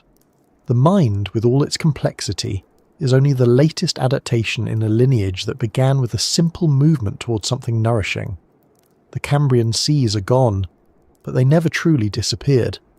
Their inhabitants turned into strata, their forms pressed into shale, their chemistry folded into the crust. Yet their influence remained in every lineage that followed. The first hunters taught the world about pursuit. The first armoured creatures taught it about resistance. The first sighted beings taught it about awareness. These lessons became permanent. They are not history but anatomy, inscribed into the fabric of life itself. In quiet moments standing at the edge of the sea, you can almost feel that lineage. The sound of waves is not only the voice of the present ocean, but of every ocean that ever was. Each one built upon the last, layering memory upon memory until the sound became timeless. The air tastes of salt because it has always done so. The horizon moves with the same rhythm that once swayed the sponges and trilobites. Time changes form, but the essence persists. Scientists sometimes describe evolution as blind, but that description misses its deeper elegance. It does not see forward, but it remembers backward. Every successful adaptation carries the memory of what came before. The gills of fish remember the flaps of radiodonts. The wings of birds remember the limbs of amphibians that once swam. Even our lungs remember the chemical hunger of early cells for oxygen. Evolution is memory written into structure, and the ocean is where it first learned to remember itself. In that remembrance lies the real continuity between past and present. The quiet beneath the waves is not only geological or biological, it is emotional. It is the calm that follows understanding, the stillness that comes when complexity finds its balance. Life, for all its chaos and competition, tends toward equilibrium. The Cambrian showed that even the most violent struggle between predator and prey could create harmony at a larger scale. Each act of consumption, each adaptation, each extinction contributed to stability. That principle endures. The ocean, in its vastness, still holds that peace, not in still water but in perpetual balance. If we could watch the Cambrian seas and today's oceans side by side, we would see more continuity than difference. The shapes have changed, but the behaviour is familiar. Movement, feeding, reproduction, defence, all remain variations of the same script. The choreography of life continues without pause. The ocean never learned to stop dancing. It only changed its rhythm. Even now, every tide, every current, every heartbeat in the deep carries that rhythm forward. To understand that continuity is to see ourselves as part of it. We are not observers standing apart from evolution, but participants within it. The atoms that make our bodies have cycled through oceans, stones, and living things countless times. We belong to the same process that built trilobites and sponges. The quiet beneath the waves speaks of that belonging. It does not demand recognition. It simply exists, waiting for us to listen. If you drift far enough from shore, away from the noise of the surface world, the sound changes. The water becomes thick and steady, and every vibration slows. You begin to feel rather than hear. The deeper you go, the more the chaos above fades into rhythm. Down there, among the dim lights of plankton and the slow pulse of unseen creatures, the world feels ancient. The pressure of the water holds you as if the planet itself were remembering what it was. It is not a memory of words or faces, but of function, of life finding its balance. That is what the Cambrian gave to the world, not just diversity but stability born of interaction. The food chains, the movement, the armour, the vision, All of it was part of a system learning to sustain itself. That lesson has carried through every extinction, every transformation, every burst of innovation that followed. Life has changed its form 1,000 times, but it has never abandoned the principles the Cambrian discovered. Everything that came later, the forests, the reptiles, the mammals, the people, exists within that same structure, powered by that same exchange of energy and adaptation. The ocean beneath us is both ancestor and mirror. In the end, the Cambrian's legacy is not in its creatures or its fossils, but in the persistence of its rhythm. The quiet beneath the waves is its final and ongoing creation, a balance so vast that it can hold both motion and stillness, both life and death, both memory and renewal. Every sound, every silence, every shimmer of light underwater carries a fragment of that first living world. And so, when we listen to the sea, what we're really hearing is time remembering itself. The slow turning of tides, the drift of plankton, the pulse of unseen currents, all are echoes of the beginning. The Cambrian has not vanished.